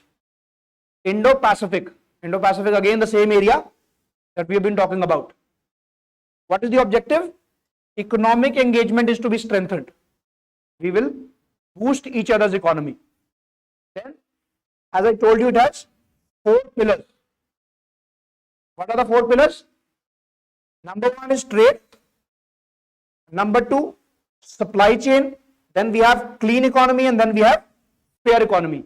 Out of these, the most important or advantage of this agreement or the framework is it is not compulsory to join all 4. Whatever you think the country thinks suits you, you can join that. So that is why India has joined 3, but India has not joined the trade pillar. India is yet to join the trade pillar for reasons. India wants to save its markets and its small businesses. So these are the 4 pillars, out of which India is yet to join the pillar number 1. That is the trade pillar. The next is Colombo process. Before this, we read about the Manama. What is Manama process or Manama declaration? What was that about? Arab League countries for use of UN peacekeeping forces. Okay. Now, Colombo process. India chaired the first meeting as the chair of Colombo process. What is this? It is a regional consultative. Colombo, where is Colombo? Sri Lanka. So, it has to be something to do with the Indian Ocean region only. So, it is a regional consultative process where we will be discussing about employment and contractual labors from one country to the other. So, if you do not remember anything, Colombo process, from Colombo you will remember Indian Ocean region. What it is about? It is about overseas employment and contractual labor. That is, our people who go to these countries and their people who come to our country for work.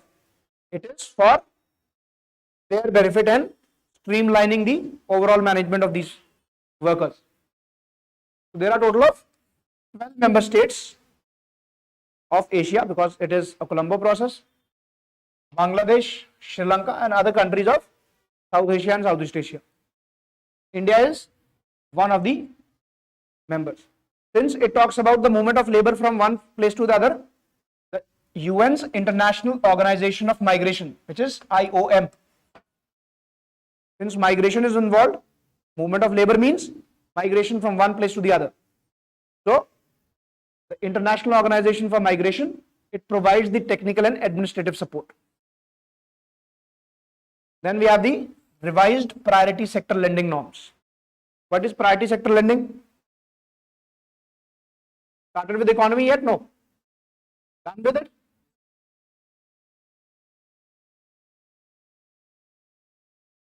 Okay. Economy, remember one principle. The terms in itself will tell you the meaning. Economy and geography, these are 2 subjects.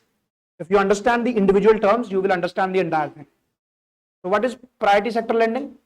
Priority sector lending. Lending means giving loan. Priority sector means areas which the government thinks should be our focus areas. That is exactly what PSL norms are. Okay. So, RBI has revised the PSL guidelines to promote small loans.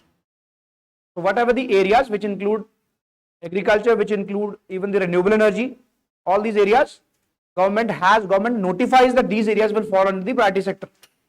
Sometimes the question will come, which of the following are covered under the PSL, priority sector lending norms? Okay. So now RBI has revised guidelines so that the disadvantaged districts which have low average loan sizes, they are focused upon. So there will be division of districts, one which have a good penetration where the loan availability is good, and the districts where loan availability is less. So we will focus more on the disadvantaged districts in terms of the priority sector. Now it is establishing a incentive framework, and this will start with the financial year 25. When is the financial year 25 starting, or when does it start? 3 days ago. Okay, 1st April. So financial year 25 started 1st April.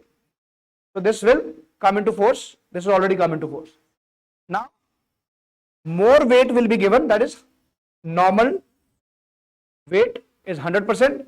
So 25% extra weightage will be given to fresh priority sector loans in those districts where the loan availability is low, which is less than 6,000 per person. Sorry, 9,000 per person. U is 9. So it is 9,000 per person. So in the districts where the per capita loan availability is less than 9,000, those districts will be allotted 25% extra share. If the normal share is 100%, they will be allotted 125%. And this incentive framework in those districts where the loan availability is high, that is more than 42,000 per person. So where 42,000 per person is the average per capita loan availability, there we will have a weightage of 90%. There we will be providing less, we will be disincentivizing them, and we will be giving 125% weightage to districts which have less loan availability. Other districts, other than these two districts, all other districts will continue to have current importance level of 100%. So between 9,000 and 42,000, it will continue to be 100%. Beyond 42,000, it will be a weightage of 90%. Less than 9,000, it will be 125%. Means focusing on the districts which have lesser loan availability for people. Now, if we talk about the MSME loans, what are MSMEs? Small businesses basically. So, all bank loans to MSME shall now be classified under PSL. So, if a bank is giving loans to MSMEs, it will be considered as a loan under priority sector lending. If we talk about this, priority sector lending started in 1972. Focus was all those sectors which the government thinks needs to be focused upon, needs to be handheld, needs to be supported to boost their growth and the growth of the country at large. Then they will be part of the priority sector lending. There have been a few committees, Gadgil committee, then we have the Ghosh committee 1982, which was about this Gadgil committee spoke about the area based approach. It means all those areas which are underserved, they need to be targeted. And then we have the Ghosh committee, in which these categories were once again revised. So these are the categories which come under PSL. Agriculture, MSMEs, we already saw. Export, all those companies or all those entities which are sending their products to other countries. So if they want loans, that will be part of the PSL.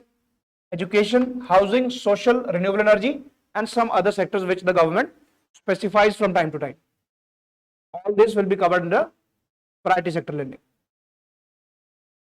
Clear, everyone? Okay. Now, what is friendshoring? What is friendshoring? It is a kind of new trend. What is happening here?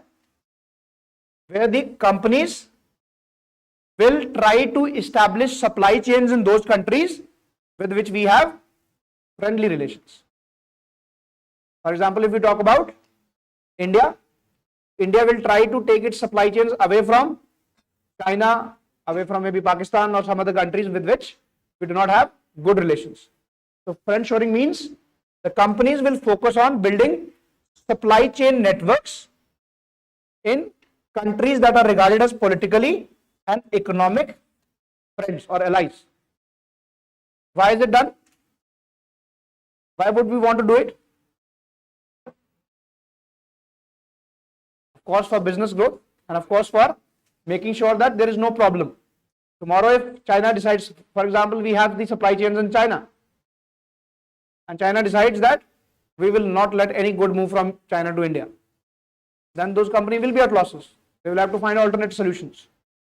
So while you are making up your company or you are making up your new supply chains, you try to establish your supply chain networks in countries which will be favorable to you.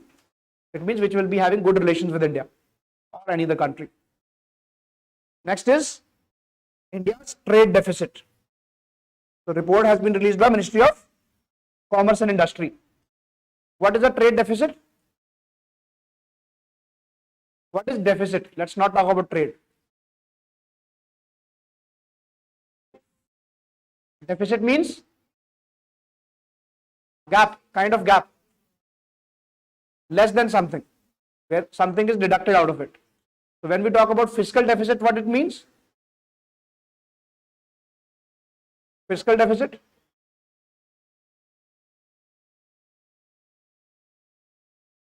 that is trade deficit. Fiscal deficit is when the income of the government is less than the expenditure of the government. Fiscal deficit is a local issue. Trade deficit is with the foreign countries, when imports are more and exports are less. So the gap is called as trade deficit. And that trade deficit is filled with forex reserves, foreign exchange reserves.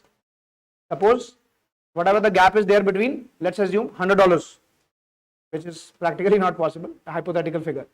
Suppose we are exporting $200 and we are importing $300. So it means our income is 200, but we are spending 300. That extra 100 will be supplied from the foreign exchange reserves, which the RBI is a custodian of. So they will take $100 and balance it out. Okay. Now the report says that India recorded a trade deficit with 9 out of its top 10 trading partners. And what is that one trading partner which is in favor of? That is US. And that is why Donald Trump has been jumping like anything. Because India has a lot of trade surplus with US, just like we have with China. China has with us. So the report says that out of the 10 top trading partners, 9 are importing, 9 we are importing more and exporting less. Only one country, which is US, which is the second largest trading partner, that has a trade surplus. That is the problem. Now, trade deficit, negative trade balance, trade surplus, positive trade balance. Already told you when imports are more and exports are less. Now, China, US, UAE, Russia and Saudi Arabia, these are largest trading partners. Number one is China. Earlier it was US, China has now overtaken US. These three we already read. Fourth is Russia, and then we have Saudi Arabia. Now trade deficit with China, Russia, South Korea and Hong Kong, it has increased as compared to the last year, while it has narrowed with UAE, Saudi Arabia, Indonesia and Iraq. So all countries are not required to remember, but just remember what are the countries with which we have deficit and what are the countries with which we have surplus. Out of these countries, the only surplus country is US. US, Netherlands, UK, Belgium and Italy, these are the top 5 trading partners with which we have surplus. These are, out of these, in the top 10 there is only US. The rest are beyond 10. So these are the countries with trade surplus. Next is the agriculture extension system. What is the extension system?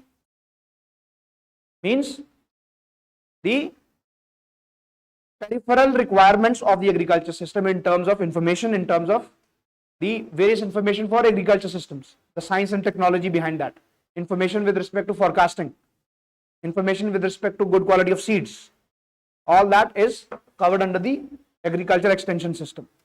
Now, Prime Minister has awarded Krishi Sakhi certificates to a lot of 30,000 plus women self-help groups. What are self-help groups? Self-help groups. all of you combine together and form a group so that your whatever the aims that you have, you fulfill that. You help yourselves. That is a self-help group. Women self-help groups led by women. Okay, so 30,000 certificates have been given to Krishi Sakhi certificates in Varanasi. What are Krishi Sakhis? They are the farmers and trained para extension professionals in agriculture who are working at the grassroots. Para extension professional means all those people who are working in agriculture extension services. Somewhere or the other, they are providing some kind of information, some kind of technical expertise to the farmers or guiding the farmers on the ground. They are the extension professionals.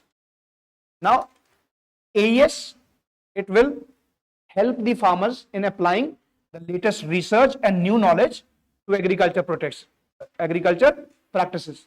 So it will provide education, training and information. This is what AES is. Agriculture Extension Services means once you provide a kind of platform where the latest research that is happening in the field of agriculture, somewhere you are able to provide that information to the farmers so that they are able to benefit from that. Clear? Now, similar is the Krishi Sakhi Convergence Program. What do Krishi Sakhis do? They provide training and information. They provide agriculture extension services at the grassroots. So this is related to agriculture, hence Ministry of Agriculture and Farmers Welfare plus the Ministry of Rural Development have jointly launched this program. Why rural development? Because agriculture is mostly restricted to the rural areas. Hence, Rural Development Ministry is a part of it. Aim to transform rural India by empowering rural women as Krishi Sakhis, which will help in imparting training as well as certification as para extension professionals. Clear, everyone? Aim is 70,000 Krishi Sakhis are to be trained on natural farming as well as soil health management in a phased manner. And it is a part of a program called Lakpati Didi scheme. Lakpati Didi means we will train the women so that they can earn at least 1 lakh per year. It is not per month. Okay, so they can train themselves to earn at least 1 lakh per month, that they become at least a little bit economically independent. How it is being implemented? First phase, 12 states, it will be implemented, and presently we already have 34,000 Krishi Sakhis which have been appointed out of the 70,000. And currently the agriculture research and education systems that is dominated by public sector. Such statements can be asked that the research and the education part of the agriculture is dominated by private sector or it is dominated by public sector. He can confuse you. So as of now, it is led by the public sector, where the main agency is ICAR, Indian Council for Agriculture Research. Somebody from the agriculture background here? So you are? Ever heard of ICAR? Okay. Agriculture background, not in terms of working in the agriculture. I was talking about the degrees. That way I am also agriculture background. I was not talking that way. I was talking about in terms of whether you have studied agriculture or masters in agriculture, like that. So that way you would be aware of that. Sorry? You want a break? What is the time? So you have time. 5 minutes? 10 minutes? Time is 6:10. We reconvene at 6:20, right? No. We have to finish this. We have to finish this month. I am the one who is standing and speaking. You should be worried about me and not you. Okay, take a 10 minutes break. We'll reconvene at 6:20. Okay? 20.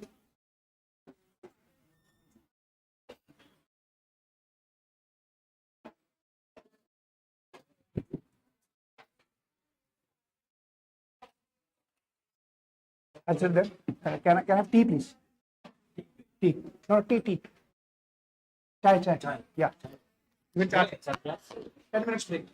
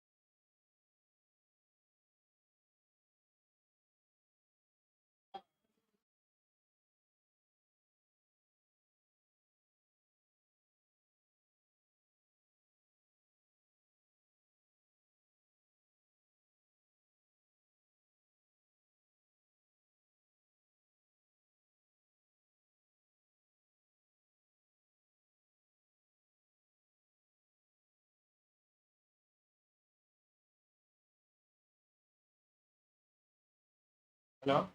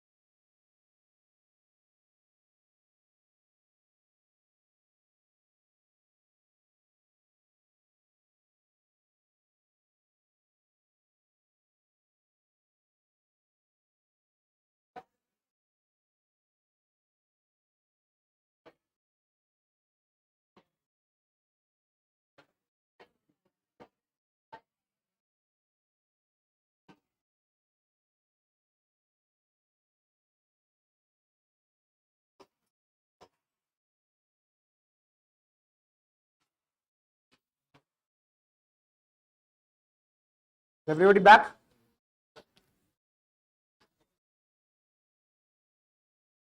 You can call the ones who are outside.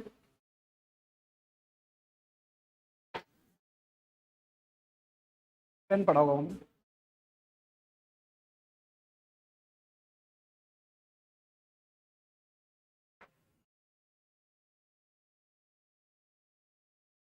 Thank you.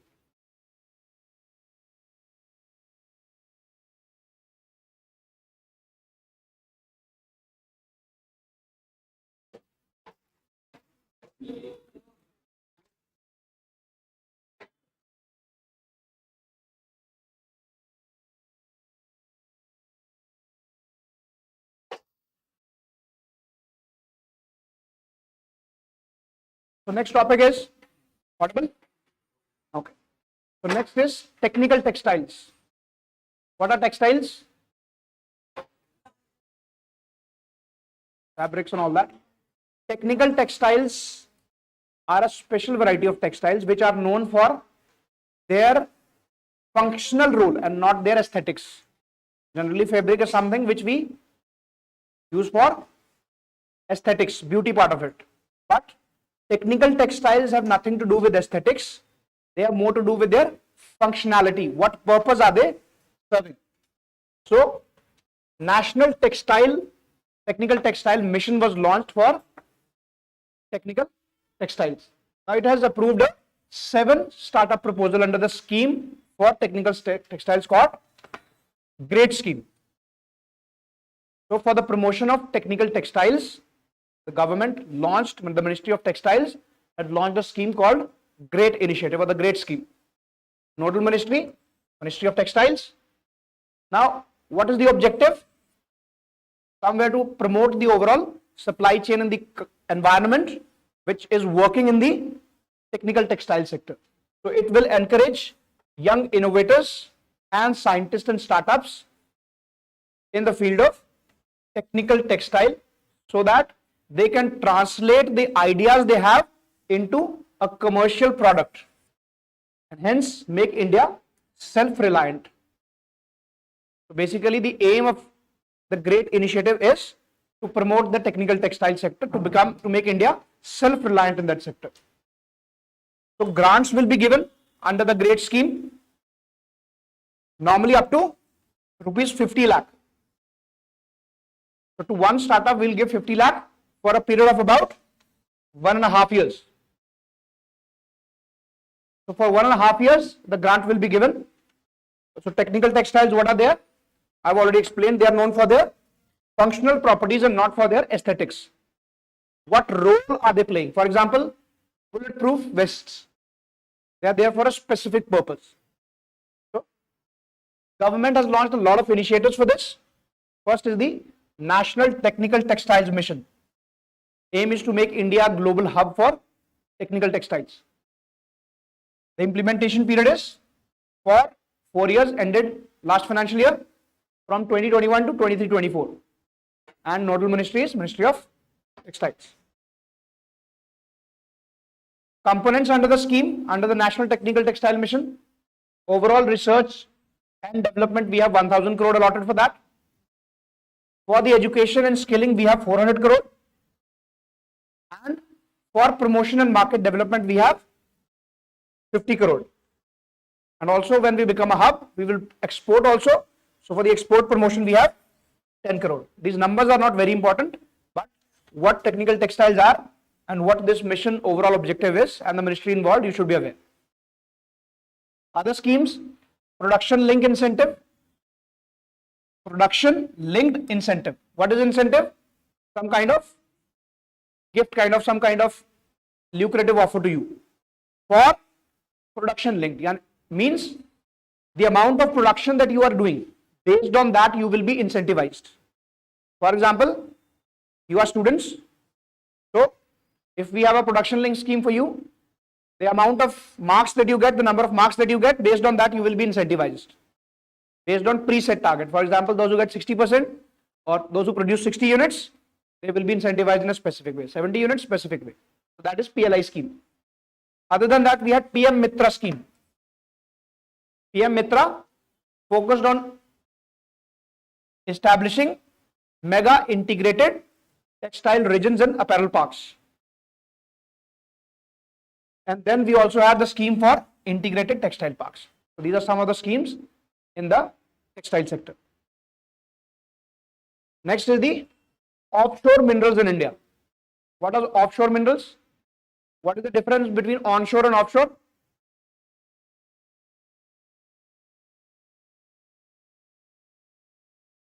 Loud and clear always. Loudly, I did not understand one word. Louder, please. You're speaking right, a little louder only.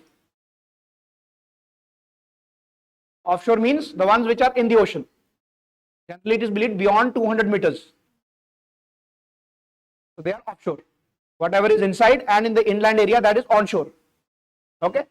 So offshore minerals in India. The powers given under the Offshore Areas Mineral Act of 2002, central government has framed some rules for the offshore minerals in 2024. Now, offshore mining, I already told you, the depth of about 200 meters and beyond. 200 meters and beyond deep. When you go into the ocean, that is what the offshore minerals are. This depth will not be available onshore. Onshore, you may have rivers, you may have seas, but you will not have this depth. This depth is only available in the oceans. So it covers the India's EEZ, which is the exclusive economic zone. What is the extent of the exclusive economic zones? 200 nautical miles. So up to 200 nautical miles, we have the exclusive economic zone for a country. So we have about 2 million square kilometers of area holding the offshore mineral resources.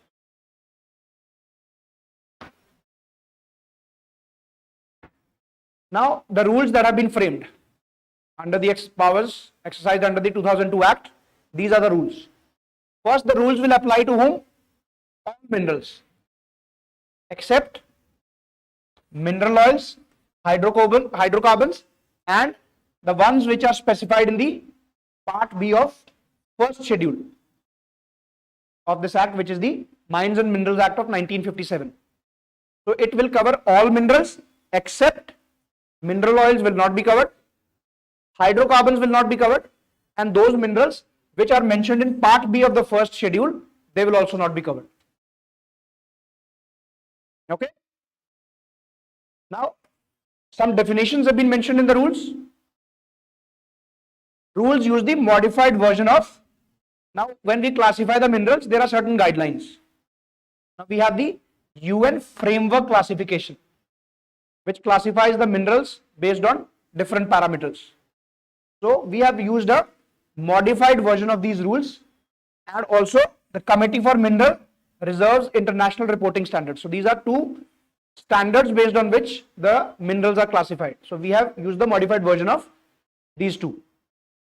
Now, there are some stages which are involved in the exploration whenever the mineral is to be explored, and from the exploration till the final run, we have the economic use of that. So we have 4 stages. Number 1 is reconnaissance. It is called G4, the 4th level. Then we have preliminary exploration. Reconnaissance means you are basically carrying out a recce. We call it recce in the military domain. You are just observing the area. Where are the possible places where you will find the resource, where you will find the minerals. Next, you have the preliminary exploration. Once you have identified that this is the area, you will carry out a preliminary kind of investigation or exploration, whether the area that has been selected has some resources or not. Then you will have a general exploration, which will be a little more detailed than the preliminary investigation. And finally, we will have the detailed exploration, in which you will know the exact extent of the volume of the resources which are present there. How much minerals are there, and how much can we exploit, how much can we use it, and how much time. All that thing will be carried out in the 4th stage. Next, we have the feasibility studies. So all this will be carried out. First, the stages of feasibility study include the geological study. It is not very important for you, just telling you for information. Pre-feasibility study, and then we have the feasibility study. This is more applicable to people who have geology background. Not very important for us. Then a minimum, this is important, that if we have to grant the mining leases to anybody, at least it should have the G2 standard. If the G2 standard is not available, it means at G4 and G3 we will not be giving the mining leases, because we are not sure about the extent of that. So it says that the rules say that at least a minimum general exploration level should be there if the mineral resources is to be granted a mining lease. Then completion of at least the reconnaissance survey, the first stage, G4. We have to carry out G4 at least, so that if we have to obtain a composite license. Now that was for specific license for one mineral.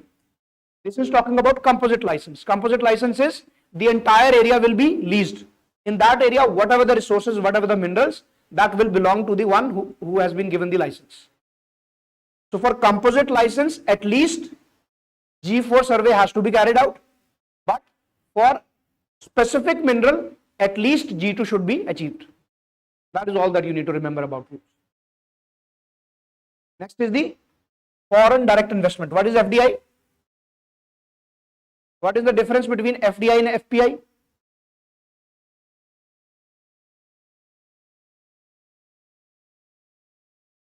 That is true. That is self-explanatory. But what is the difference between FDI and FPI?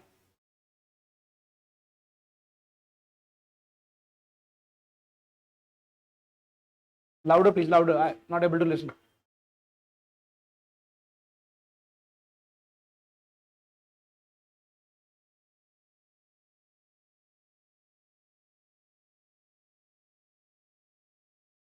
And FDI?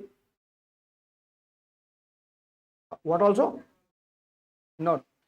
Basically, the difference, as the name indicates, foreign direct investment. You are directly getting involved in the company.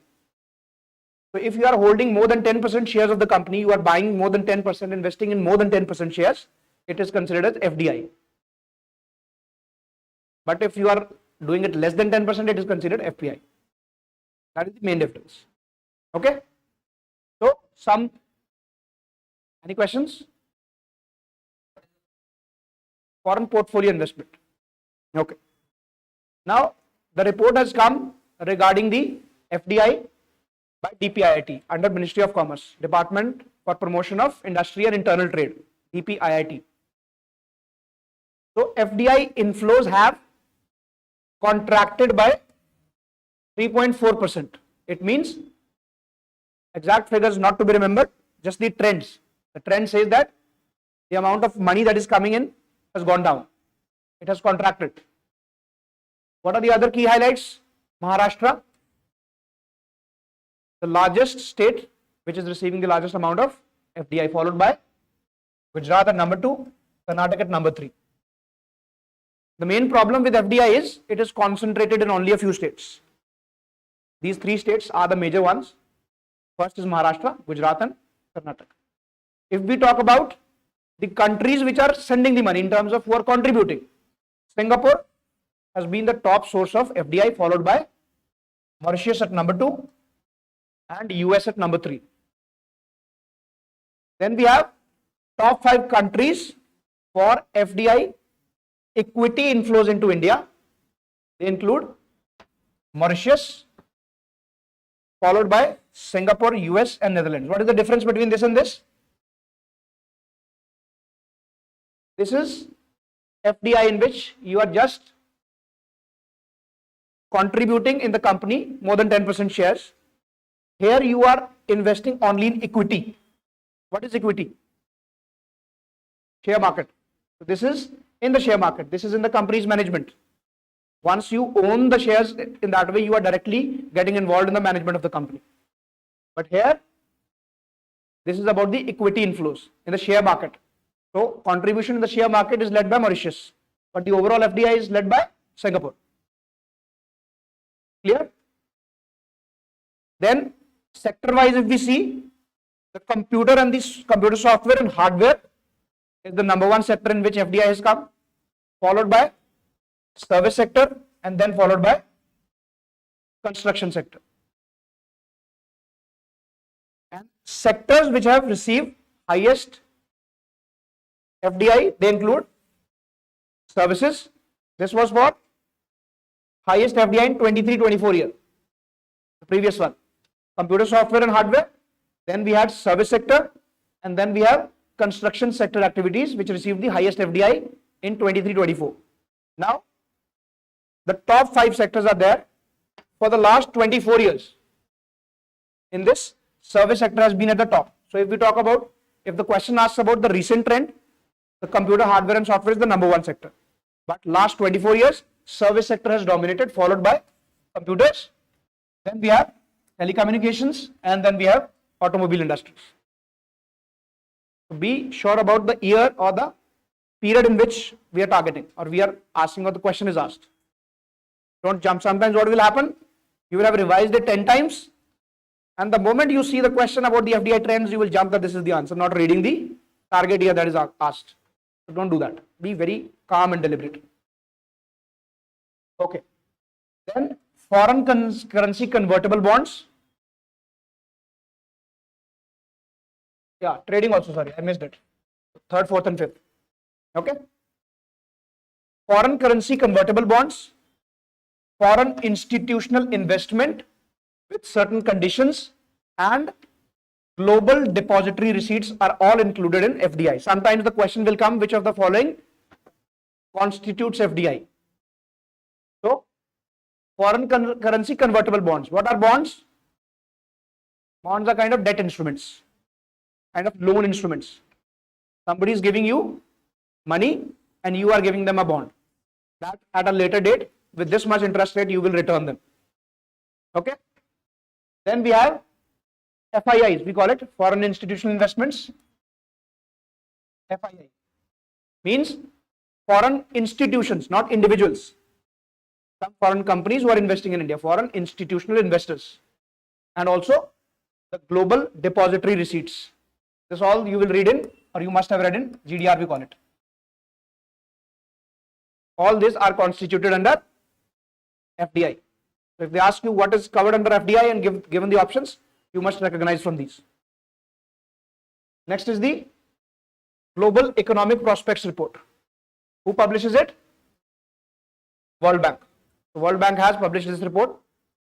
Economic prospect. It means it is talking about the overall economic affairs, how the economy of the world is faring up. How is it performing? So what are the key highlights? If we talk about the investment level, so public investment averages about 25% of the total investment in the median EMDs. What is EMDs? Emerging markets and developing economies, like India. So in EMDs, emerging and developing economies, public sector investment is only 25%. It means 75% coming from private sector. Trend-based questions are generally asked, so be careful about it. Next is public investment in these economies experienced a historic slowdown in the last 10 years. It means one is it is already low at 25%, and in the last 10 years it has slowed down. That is the second trend. If you do not want to remember extra details, at least these two things should be remembered. Next is the Preston curve, named after Samuel Preston, 1975, American sociologists. What it is about?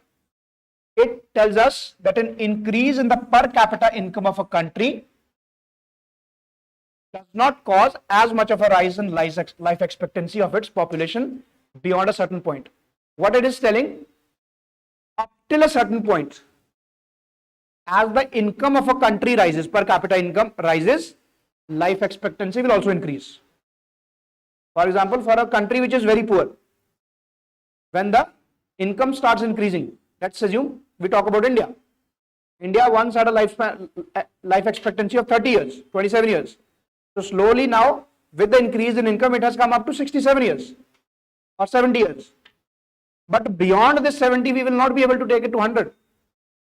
So beyond a certain point, this income will increase, but life expectancy will not increase. That is exactly what Preston curve talks about.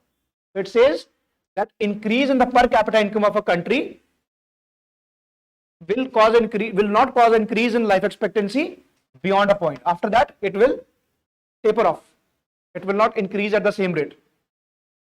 Now, when a poor country starts to grow, per capita increases, health infrastructure improves, and subsequently life expectancy increases. But beyond that, it will not happen.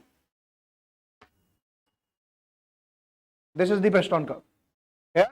This is the GDP. It means per capita income, and this is the life expectancy. So from here, as it increases till here. Then after that, it becomes flattened. It will not go like this. Or else, people will say that we will live for 1000 years. That is not going to be possible. Okay? Then we have RBI has joined a project called Nexus. What is Nexus? It is a multilateral international initiative. What it does? Enable instant cross-border retail payment by interlinking the domestic instant payment systems. That is, Nexus is a system which will enable payment from one country to the other instantly. That's it. Just like it happens on UPI, it happens within the country. But Nexus is a project which will enable it beyond countries. One country to the other, we will be able to implement that. Instant payment system, what it is? It is a kind of, as the name indicates, instant payment system. It is an electronic payment system which helps us to transfer funds from one bank to the other and sends the confirmation. For example, UPI. UPI is a IPS, instant payment system. Instantly it will transfer electronically. Project Nexus, if we talk about, it was conceptualized by Innovation Hub of the BIS. BIS is Bank of International Settlement. The Bank of International Settlement has an innovation hub which has conceptualized the project called Project Nexus. If we talk about BIS, established in 1930 and with its head office at Basel in Switzerland. And it is owned by the central banks of different countries, including RBI. Bank of International Settlement. It means internationally, the transactions that are taking place between banks of one country to the banks of other country, that settlement is being done. It means transaction is being completed because of the BIS. BIS is the agency that looks after that.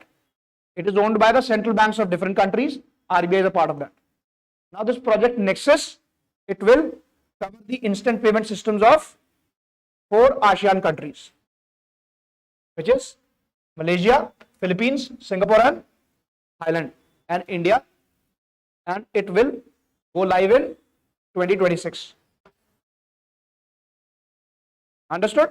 So Nexus project is by BIS, but in the initial phase, as of now, we are discussing about 4 countries of ASEAN and India, which will collaborate, and their IPSs, instant payment systems, will merge and be ready to be used instantly.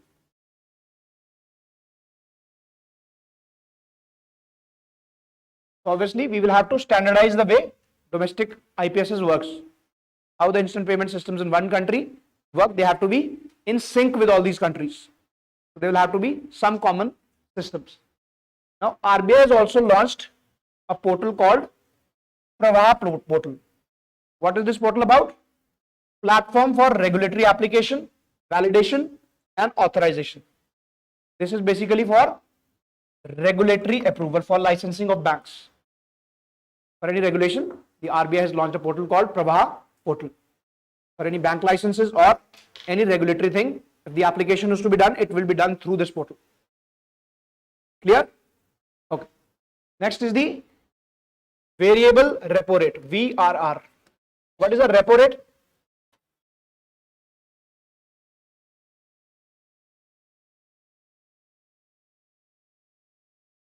All banks.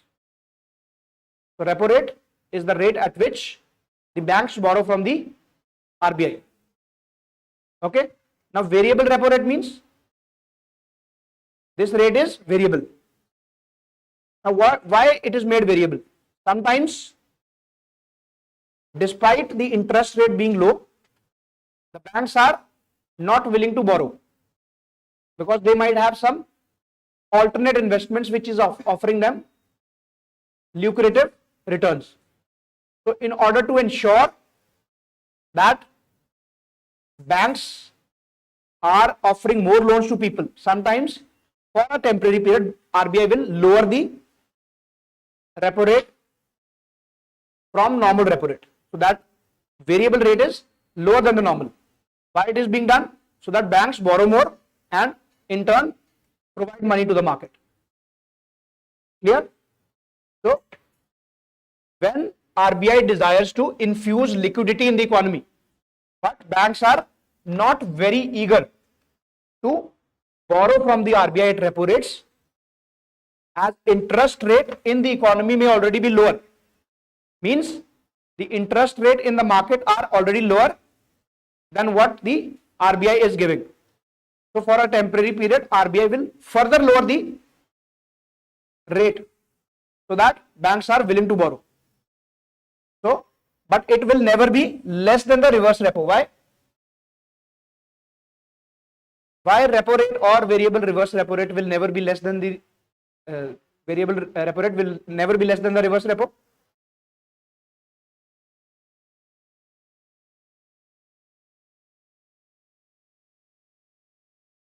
Kind of, but more.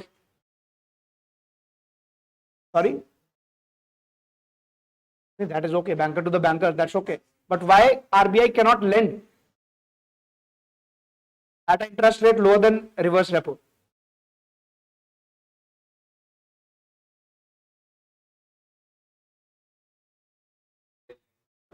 And that's the reason. For example, now just understand, we have RBI, it is lending to, let's say, a bank. When it is lending at repo rate. When this is happening, this is reverse repo. Okay. Now, if reverse repo or repo becomes less than reverse repo, for example, this is 2% and this is 3%. Now, what will happen? Banks will take money from RBI and return back to it at 3%. So why will RBI do that? Okay, that is the reason it is never done. Otherwise, banks will never lend to the market. They will take money from RBI and return back to the RBI on loan. So that is the reason. Okay. So for this variable reverse repo, the duration will be from 1 day to up to 14 days. This is only for a temporary period, from 1 day to 14 days. Main aim is short-term liquidity into the banking system. Similarly, the variable rate reverse repo is also already there. Their role will be to absorb the excess liquidity. So variable repo rate is for infusing the liquidity, to pump money in the market. But variable reverse repo will be to take back the money. When we are required to take back the money? When there is a lot of inflation in the market. When already there is a lot of money in the market. We will pull back the money, sorry. Next is secured overnight financing rate or SOFR. What it is? It is again the overnight interest rate of US dollar denominated loans and derivatives. Interest rate for the loans which are denominated in US dollars. It is the interest rate for that. It sets the rate at which banks will be able to borrow cash from individuals or other banks overnight. So SOFR is specifically related to US dollar denominated bonds or loans.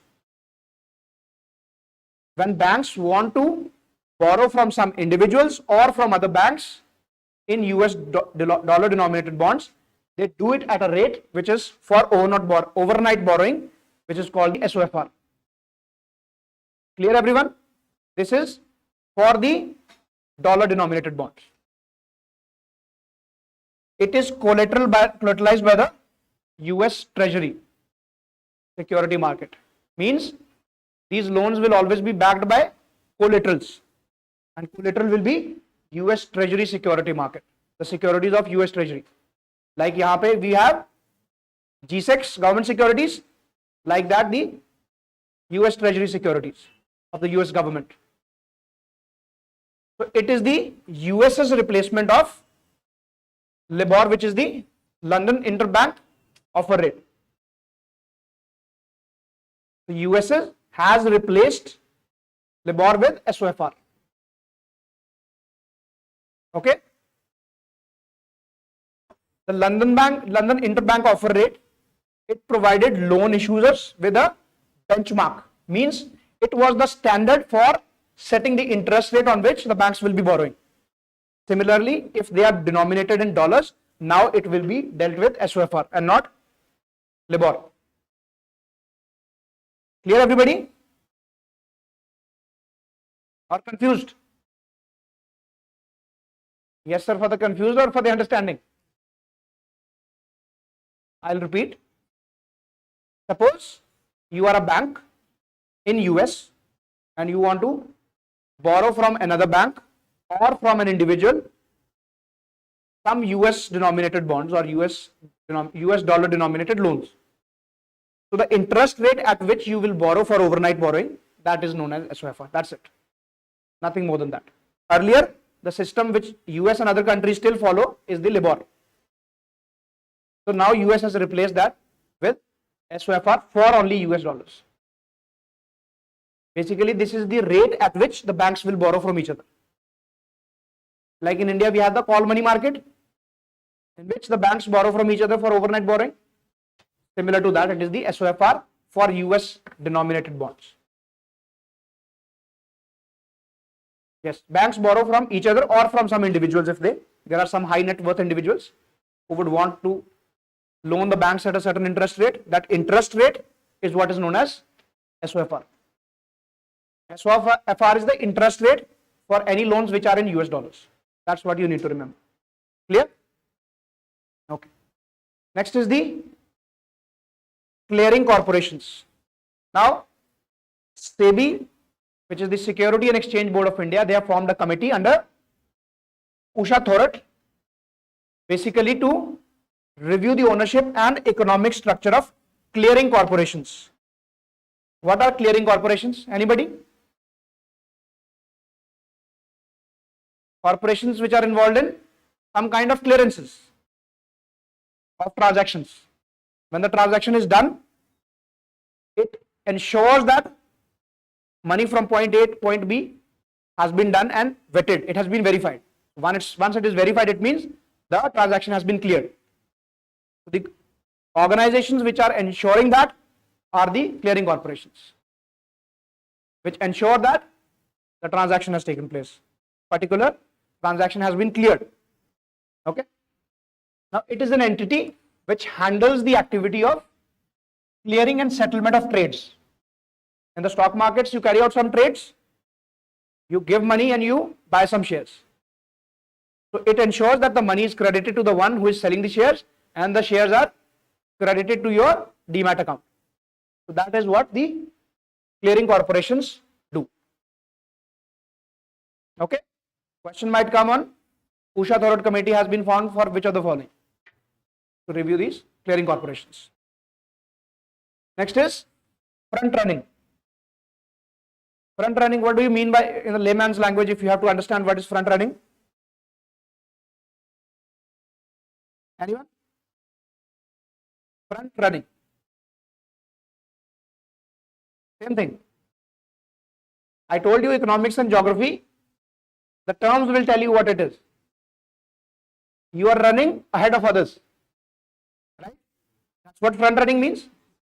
So, if you have non-public information directly or indirectly already available, suppose you are supposed to make an investment and you already know that tomorrow a news is going to come and the market is going to crash. So what you will do? You will sell all the shares so that when the crash happens, you can buy it again. Or like it happened with the Hindenburg report. In the Adani case, Hindenburg is a short seller. What is short selling?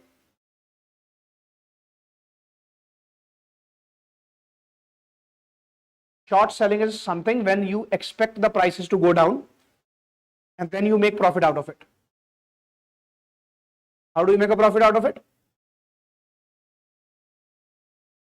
Not a very complex process. Suppose the price is right now at 108 and you expect the price to go down, maybe let's assume at 90. Okay. So what you will do, this happens on stock exchanges. Now you will, when the price is here, you will borrow. Right now you are not owning the shares. You have placed an order that you are borrowing. From whom you will borrow? From the stock exchange. From stock exchange you bought a share at 108. But you are not actually buying, you are selling it. You borrowed it from them and you sold it at 108. Okay. So you have, the selling price is 108. Now when the price falls to 90, what you will do? You will actually buy it here. It means you expected the price to go down. So there is a difference of 18 rupees per share. So stock exchange is interested in what? You bought maybe 10 shares from them. You borrowed the 10 shares. Okay. You borrow 10 shares at 108. Stock exchange is not interested in the price. He wants his shares back. So when the price is at 90, you buy it. You buy it at 90 and you return the 10 shares to exchange back. But you had already sold at 108. So you make a profit of 18 rupees per share. It means a total of 180 rupees. But had it been the case that the price had gone up that time to 120, then when you return the shares, you would be returning them at a loss. You will have to pay that money out of your pocket. This is short selling, when you expect the prices to go down and make profit out of it. Understood? Okay. So coming back, front running is when you already have access to information. Suppose you are working in Hindenburg and you know that tomorrow Hindenburg is going to publish a report in which they will talk about Adani having made some illegal or something kind of that things. So you know that prices will fall down. So you will do something like that. So this access to information which is not public or directly indirectly not available, so you buy or sell securities based on that and make profit. This is called front running. Front running is not allowed in India. It is illegal, though people are doing it, but it is not permitted legally. Because if you are having that insider information, it is kind of insider trading, if you would have read in the economics. So it undermines the confidence in the financial markets. Obviously, if you know that the entire market is manipulated and there are people who already know when the prices will go up and when the prices will go down, you will not like to invest in that market. So confidence falls down. In 2022, the Security and Exchange Board of India regulations was amended to incorporate provisions so as we are able to counter front running. So front running is not legally permitted in India as per the norms. Clear everyone what is front running? Sometimes just a normal definition will come. He will say front running refers to which of the following, and 4 definitions will be written, and then Raphael will come. Okay. Okay. Next is the State of World Fisheries and Aquaculture Report.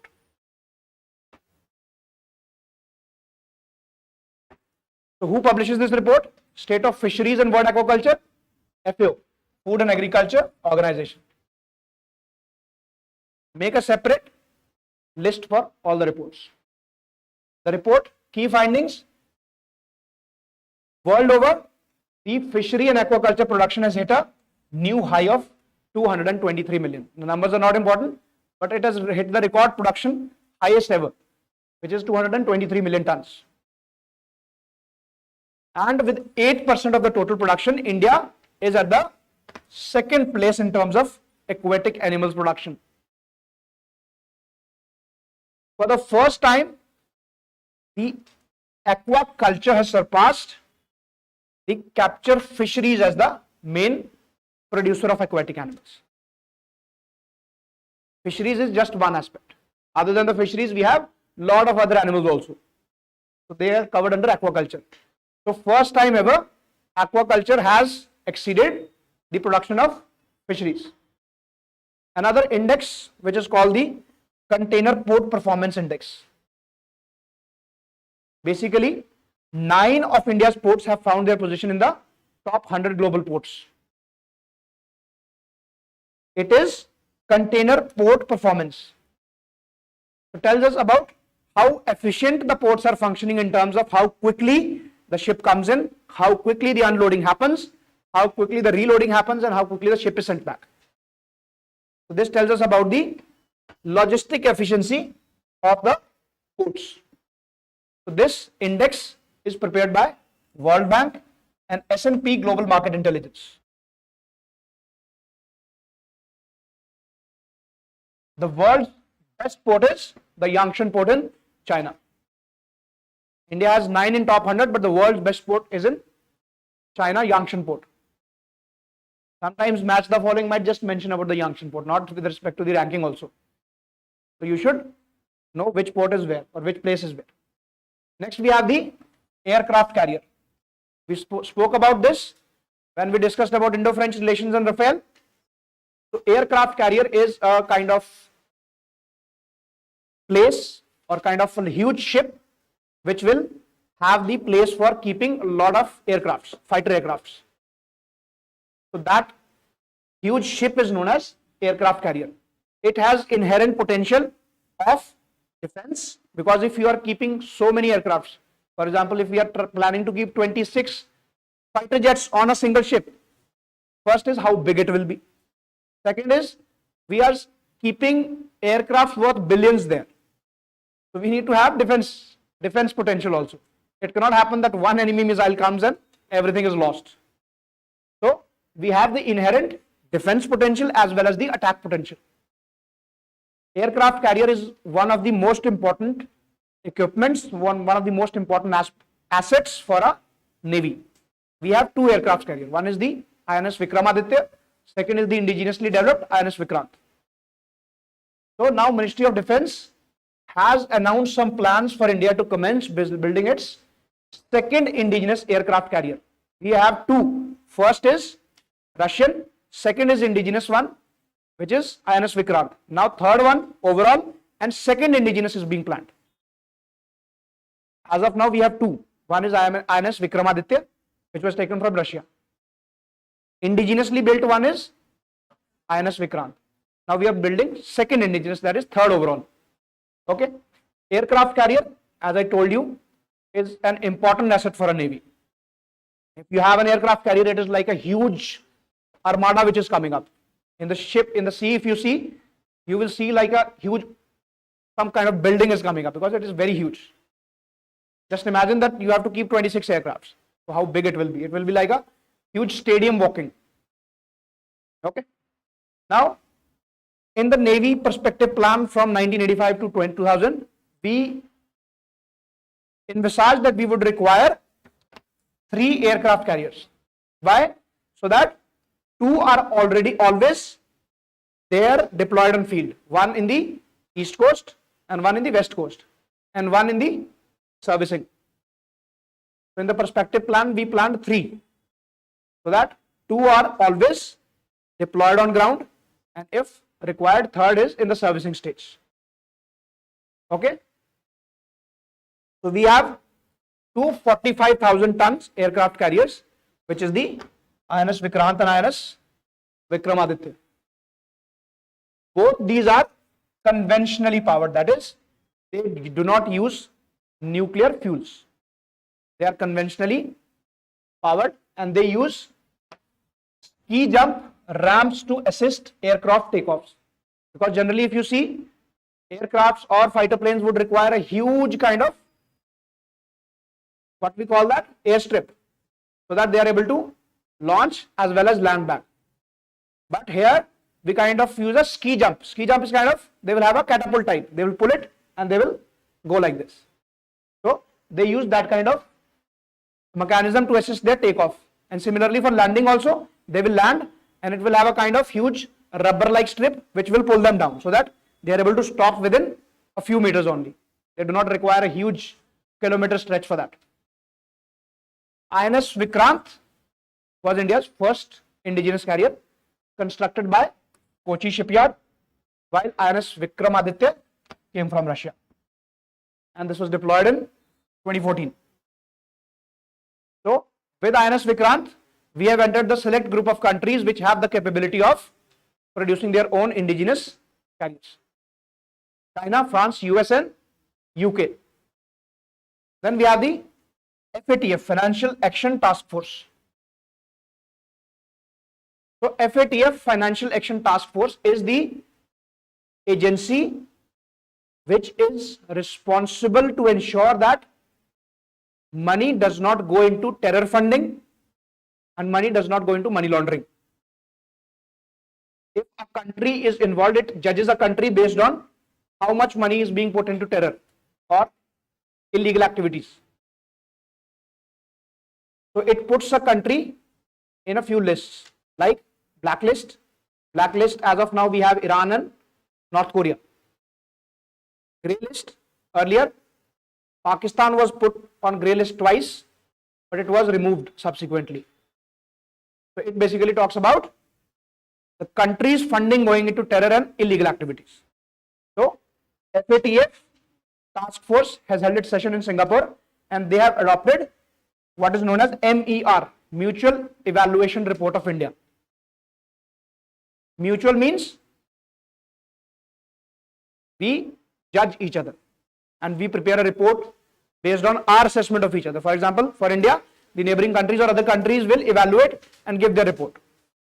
So Mutual Evaluation Report of India was adopted. The first report was adopted in 2010 and subsequently every few years the reports are adopted based on the thought process or based on what other countries feel about India's funding. So the current Mutual Evaluation Report places India in the category of regular follow-up. Regular follow-up means normal follow-up. There's nothing alarming about India's funding. So India is placed in the category of regular follow-up. And with initiatives like the DBT, Jandan Aadhaar, Mobile Trinity, and stringent with the coming of UPI, digital transactions have improved significantly. So the possibility of money being diverted left and right have gone down. So money has become more traceable now. So that is why India is in the category of regular follow-up. When we talk about MER, Mutual Evaluation Report, that is assessing the measures which the country has taken to combat money laundering and financing of terrorism. And also, in addition to that, how much money is going into weapons of mass destruction. So if there's a likelihood that country is contributing to that, so they will, from the regular follow-up category, they will put them into some other category, maybe grey list and subsequently in the blacklist. So categorization, regular follow-up, most of the countries, India, UK, all that, they are in the regular follow-up category. Then we have the enhanced follow-up, in which we have significant deficiencies. Means these countries, the measures that they have taken, there are still scope for improvement. They need to improve upon the way their transactions are taking place. And here, even US, Australia and other European countries are included. Then we have the ICRG review. It is for the high risk and other monitored jurisdiction, which are likely to be involved in some kind of money laundering, some kind of contribution to the weapons of mass destruction or to the terror financing. So they are kept on a 1-year observatory period and given time to address these deficiencies. If they do not do that, then they are put into the grey list. So grey list means they are under now increased monitoring. More and more scrutiny is being done. They will be put under grey list for a period of 6 months. 6 months they will be evaluated. Again, they will be put for a period of 6 months. If they do not improve, then they will be put to blacklist. They will be high risk jurisdiction. They will be subject to a call for action. They would be required to act immediately. Means a lot of funding is going into terror and other activities. If we talk about FATF, formed in 1989 by G7 countries in the Paris, and we have 38 members, and India became a member in 2010. Clear, everyone? What is the mandate of FATF? Okay. Next is Project 28.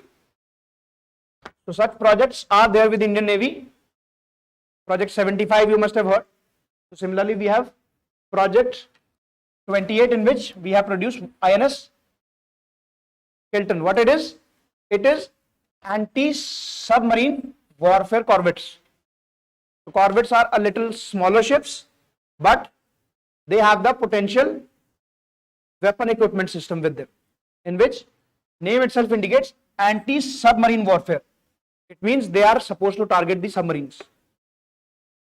So ships which are capable of carrying out the armaments, which are having the potential to destroy the submarines. So this is a part of Project 28, which is Indian Navy's project to produce anti-submarine corvettes. So INS Kilton, which is a part of that, has been deployed in Brunei, which is in Southeast Asia. If we talk about this project, we are building 4 indigenous anti-submarine warfare corvettes, or we call it Kamarta class ships. What are the features of this? As I told you, it is built with or fitted with anti-aircraft guns. Suppose aircrafts are coming, they are capable of destroying the aircrafts also. Torpedo launchers and even early warning system. Early warning means kind of radar systems will be fixed, and radars will be able to detect the aircrafts or the missiles coming much in advance, and there are a lot of kilometers away also, so that we have a head start and we are able to take some precautionary actions. They can be deployed in NBC, nuclear, biological and chemical warfare. There is a nuclear attack, there is a chemical attack, there is a biological attack. In all these 3 conditions, the ASW corvettes are capable of being deployed. And we are using the indigenously developed special high strength steel. Obviously, we need a high strength steel to withstand any attack that might come. Or it might happen that in the first gunshot itself, the steel is penetrated through and the investment of millions of dollars goes to waste. Now, it is designed by Indian Navy's Directorate of Naval Design and built by Kolkata-based Garden Research Shipbuilders. Not very important, it is indigenous. And we are having INS Kamarta, which was the first one, then IS Kadmat, the one which is deployed now, Kilton, and finally we will have INS Kavarati. These are 4 anti-submarine warfare corvettes which have been planned under Project 28. Clear? Next is Nagastra 1. It is Indian Army has received first indigenously developed loitering munition suicide drones. Drones, all of you are aware. Now the word here is loitering munition. It means it will launch ammunition and it will kind of litter away into small fragments, and each fragment will then explode after that. So this is the first loitering munition based suicide drones. It means the drone will not come back. It is a suicide drone, just based on the suicide bombers kind of thing. So it is developed by Solar Industries Economics Explosive Limited, which is based in Nagpur, and it can neutralize hostile threats in kamikaze mode, which is with GPS enabled precision. It means the accuracy is very high because it is based on GPS. It will use the location based coordinates and exactly hit where it is targeted, and accuracy is up to 2 meters. It means if you target here, so within 2 meters of it, it will be able to hit. And since it is a loitering based ammunition, so definitely this target will be destroyed. Okay. Now this Nagastra 1 is capable of carrying out precision strikes, obviously, because 2 meter accuracy. 2 meter accuracy means it will be able to hit exactly where it is targeted. Precision means with pinpoint accuracy. It is also equipped with both day and night surveillance capability. Day also and night it can operate without much problem because it is fitted with the radar systems. So it does not need daylight for its operation. And it can carry about 1 kg explosives. So you must remember what this drone is and what is the main task. That's it. Not all details will be important, but yes, a few details about what it does and what it is. For example, it might only ask what is Nagastra 1.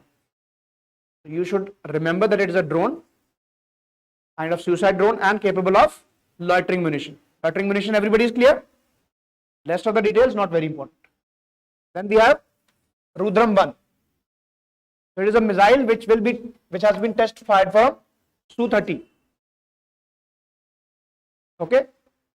Now it is indigenously developed and it is solid propelled. Solid propelled means the fuel that is used is solid fuel. And it is air launched. It means the platform from which it is launched is air based. What is air based? It can be a drone or it can be an aircraft. That is why it was tested with the fighter aircraft Su-30.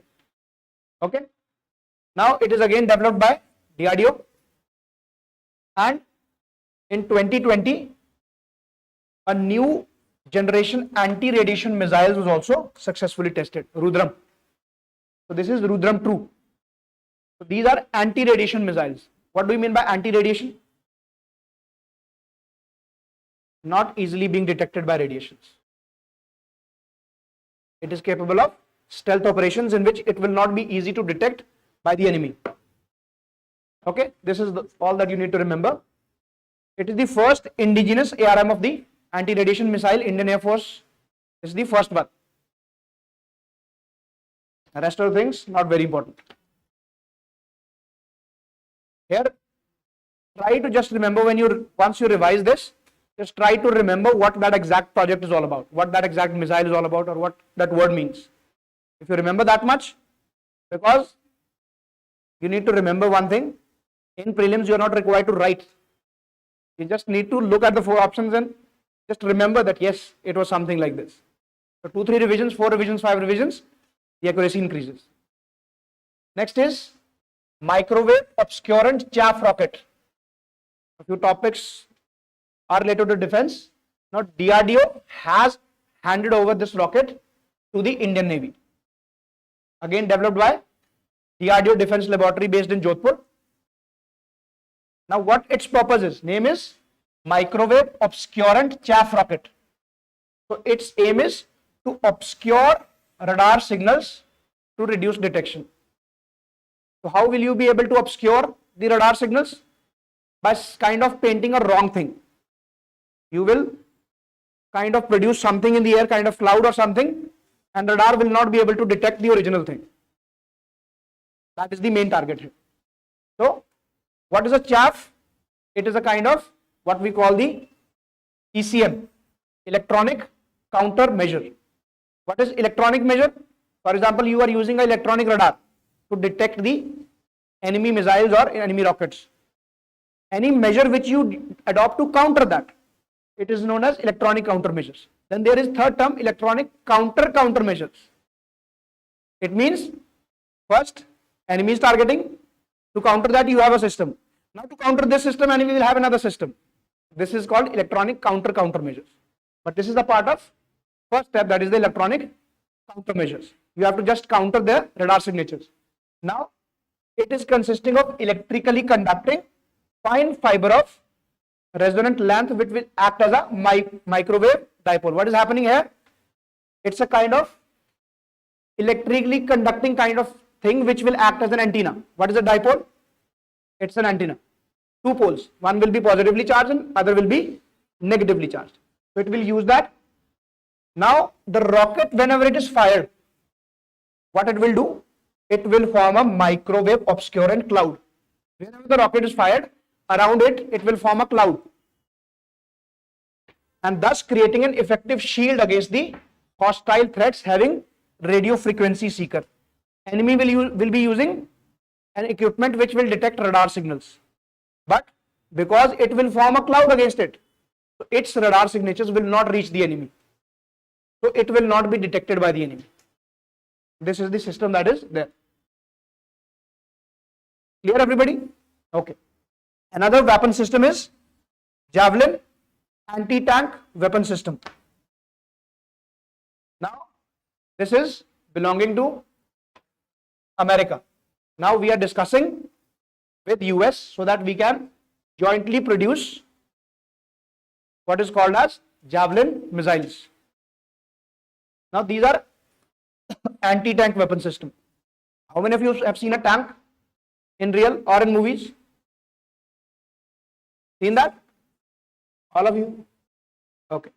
So this equipment is supposed to target the tanks. Anti-tank means we are supposed to destroy the tanks.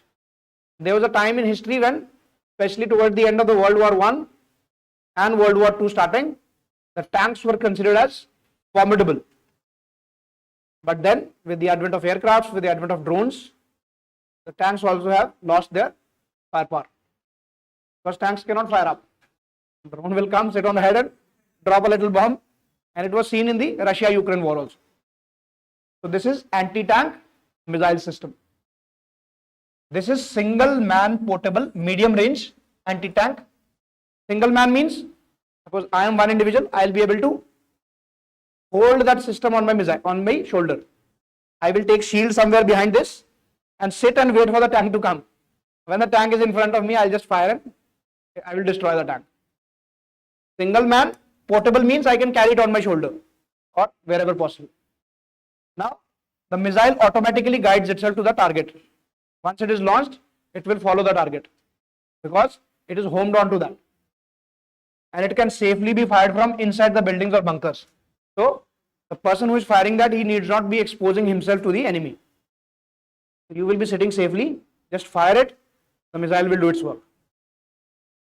Question is not this, question will come regarding from where we are procuring or where this missile comes from. This is American product. And a few exercises in news. First is GMX, Japan, India, maritime exercise. So 8th edition. Then we have OPEX. OPEX is between Egypt and India Air Force.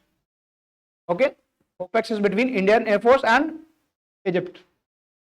Then we have location, it's Egypt. Then we have next is small developing states and climate change.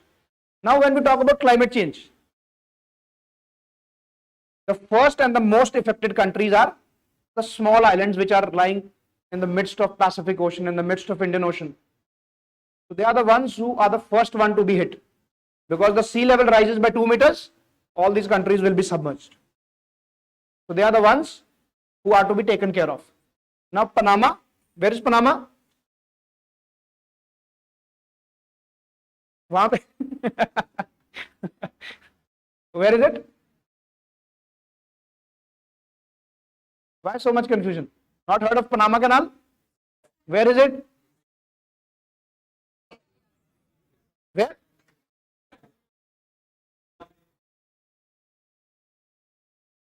Yeah, Central America. So Panama has become the first country to evacuate island community over climate change. So Panama has taken a few residents from an island which was hit by climate change. Means it was about to be submerged. Now about 300 indigenous people belonging to Guna community, they have been relocated from an island called Gardi Sugdab. This island might be asked where is it? It is somewhere in the Pacific. We'll see that. Now they have been evacuated to mainland Panama because of the rising sea levels. Okay. Now we have what is known as CDRI, Coalition for Disaster Resilient Infrastructure. It means whenever a disaster hits, our infrastructure should be such that it is able to withstand the impact of the disaster. For example, when an earthquake comes, our buildings should be such that they are able to withstand the shocks of earthquake. If flood comes, our infrastructure should be such that we should be able to handle the floods. So that is what is called the disaster resilient infrastructure. And when the countries have come together, India is a part of it, they have started this initiative to make sure that infrastructure around the countries and especially in the small island countries is disaster resilient. So they have initiated a infrastructure for resilient island states program, because the main and the first point of disaster will be the island states. Whenever there is a rise in sea level, whenever there is a possibility of tsunami, they are the ones who will be first to be affected. So they have announced a $8 million funding under this program for SIDS. Now this has been announced, this initiative for $8 million at the 4th conference on SIDS, which happened in Antigua and Barbados. Where it is? Antigua and Barbados. None of you watch cricket? These are one of the Caribbean islands, West Indies. Okay. So Antigua and Barbados, this conference happened. Now this infrastructure for resilient island states, this has won the 2024 SIDS Partnership Award. Award-based questions have sometimes come in the past. Now when we talk about this program of IRIS, what is IRIS? Infrastructure for Resilient Island States. Initiative for Resilient Island States. Now CDRI, which is the Coalition for Disaster Resilient Initiative, Australia, European Union, India, and United Kingdom, and rest of the SIDS, Small Island Developing States, have come together for this initiative. This was launched in COP2 during the World Leaders Summit. If we talk about CDRI, it is important for us because it was launched by the Honorable Indian Prime Minister during UN Climate Action Summit in 2019. 2019 में UN Climate Action Summit हुआ, if I am not wrong, New York में, and in that CDRI was launched. International Solar Alliance and CDRI are two international organizations with headquarters in India. This has headquarters in New Delhi. Solar Alliance has headquarters in Gurugram, or earlier Gurgaon. Okay. Now, when we talk about this initiative, not all small island developing states are islands. Okay, though the name mentions small island developing states, but not all of them are not islands in themselves, because some of them like Belize, Guyana and Suriname have been included because of their common characteristics, because of the smaller size, because of the vulnerability, they have been included. They have been recognized as special case both for environment as well as developmental issues. 1992 UN Conference on Environment and Development, which is also called Earth Summit. This concept of SIDS was launched 1992. Now some initiatives related to this, one is the Bridgetown Initiative, 2022 launched. So what is Bridgetown Initiative? To address the needs of these countries who are facing debt distress, issues of unsustainable loans, and they have offered a stimulus package to invest in sustainable development goals while stressing the need for reforming their financial architecture. So Bridgetown Initiative is an initiative in which we will be helping the countries which are in debt distress and help them to achieve their sustainable development goals. Okay, this is the Bridgetown Initiative. Then we have SIDS Lighthouse Initiative. So this has a target of 10 gigawatt of renewable energy installed capacity in all countries combined by SIDS combined by 2030. Lighthouse has nothing to do with the lighthouse, it has to do with 10 gigawatt of renewable energy by 2030. Then we have what is called the Samoa Pathways or small island developing states accelerated modalities of action. Sometimes we also call it Samoa pathways. So this is basically response for the small island developing states to their vulnerabilities. Okay. Next is a few UNDP initiatives. We have the Climate Promise Initiative. All these are related to directly, indirectly to SIDS. So Climate Promise Initiative, we are helping SIDS to prepare their NDCs. What are NDCs? Nationally determined contributions. What are India's NDCs? Sometimes also called INDCs. Not read about it? So nationally determined contributions are the targets which countries set for themselves to tackle the problem of climate change. For example, India has three main targets under NDCs. First is the total amount of renewable energy. Second is reduction of energy intensity. Some of these have been taken into the Panchamrit commitments. Read about the Panchamrit commitments?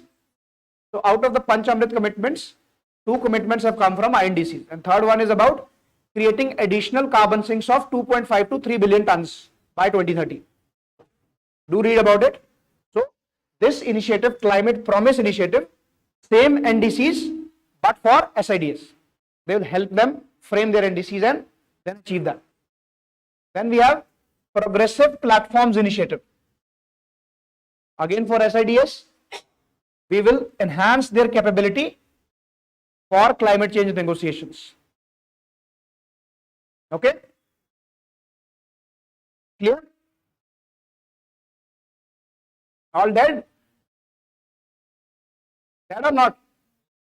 Should not be. Okay. Next is some Supreme Court judgments on climate change. The first is N.K. Ranjit Singh versus the Union of India case. These judgments are more important from the mains point of view. Sometimes questions will come on climate change. Do mention, especially in GS2, do mention these judgments. So, Ranjit Singh versus the Union of India, it mentions that right to be free from the adverse effects of climate change is covered under Article 14 and Article 21. Article 14 is right to equality. It means if a few people have the right to clean air and to be safe from the effects of climate change, all of us should have. And second is Article 21, right to a dignified life. Life cannot be dignified unless you are saved from the problems of climate change, from the problems associated or the after effects of climate change. Next case is Ashok Kumar Raghav versus the Union of India case of the year 2023. Now what was this about? Supreme Court has asked the central government as well as the petitioner Ashok Kumar to suggest a way forward so that the Supreme Court can pass directions about what? About the carrying capacity of the Himalayan states. What is carrying capacity? Layman language, what do you mean by, if I ask you what is your carrying capacity? How much load can you tolerate? How much pressure can you handle? We talk about Himalayas. How much development can it handle before it ruptures out?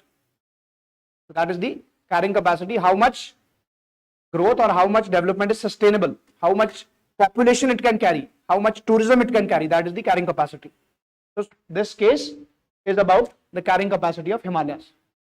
So carrying capacity is the maximum population size that an ecosystem can sustain without puncturing or without rupturing. Then we have another case, State of Telangana versus Muhammad Abdul Qasim case. This case is about to adopt an ecocentric view of the environment. Ecocentric means nature is at the core. So any question you find in GS4, in essay paper or in GS any other paper in which we are talking about environment, feel free to mention these concepts, these cases, and even this one also. Next is the Great Nicobar Island, where it is. We discussed in the morning, some of you who were there.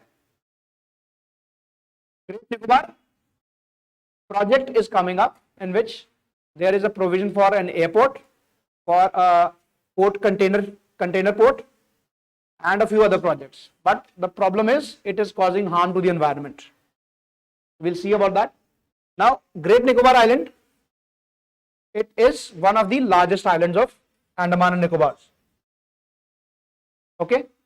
Now, its location is at the tip of the Nicobar Island. Andaman is at the top, then Nicobar, and southern tip of that we have the Nicobar Islands.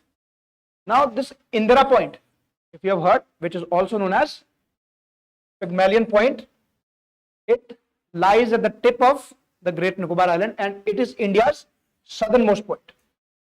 This is the southernmost extent of India. It is not in Tamil Nadu or Kerala. It is in Great Nicobar. The headquarters of Nicobar Island is in Campbell Bay. Now, ecological characteristics, because it is a tropical area, it has wet evergreen forests, it has mountain ranges also, and few like Mount Thulier, and it has also coastal plains, because it is a combination of evergreen forest, mountain ranges, and also the coastal plains, because it is in the midst of the ocean. Now, problem is this Great Nicobar Biosphere Reserve, Campbell Bay National Park, and even the Galathea National Park, some of these are being impacted by the project. These are national parks there. This island was included in the World Network of Biosphere Reserves. You must have read this in the environment. The World Network of Biosphere Reserve, as a part of MAB, which is the Man and Biosphere Program, it was included by UNESCO in 2013.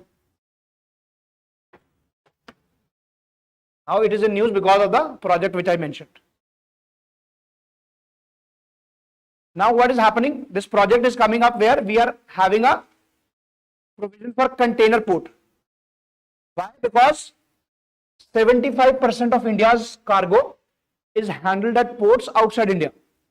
For example, in Singapore.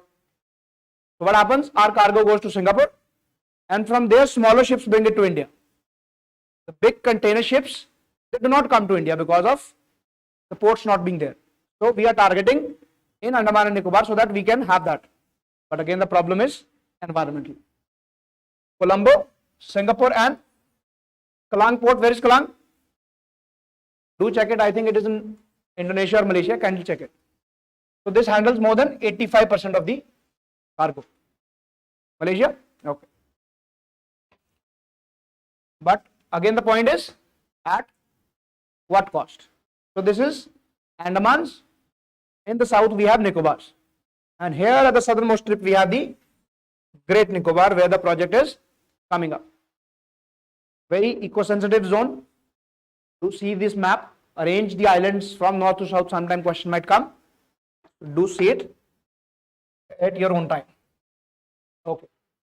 Next is underground coal gasification. Now, Ministry of Coal has launched a pioneering project called underground coal gasification. Now, what is happening here is, it is happening where? Jharkhand's Jamtara district. Location, yes, is important, but we will understand what is this underground coal gasification. Now, here, this is used as an energy manufacturing process. We will be having energy. How? We will be gasifying coal or chemically converted into syngas. We are producing here syngas. What is syngas?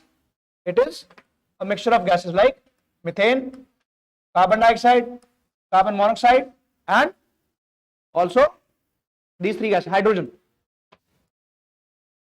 This combination is what is known as syngas. So this gas acts as a fuel. Now, underground, we are not extracting coal outside. We are producing the gas somewhere inside, and then using the pipelines we'll get the gas up. So it will save a lot of cost of mining and all that. So what is happening here? It is an in situ combination of the coal seams. So wherever coal seam is present, we are having in situ combustion. Combustion, everybody understands? We'll be putting it to fire. In situ means at that location. We are not getting it out. Getting it out is an extra economical burden. So we will be burning it in situ and then it will produce a usable gas which will be extracted so that we are able to produce energy. So this pilot project, this is on a pilot basis. First they will see one project. If it goes on well, then they will launch it for the other projects.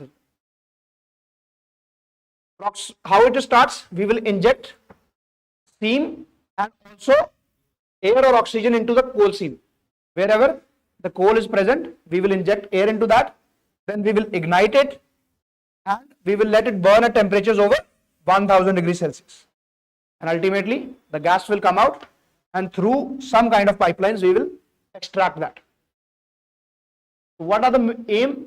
Aim is we have to achieve the coal gasification and liquefaction about 100 million tons by 2030. A similar mission we have about green hydrogen.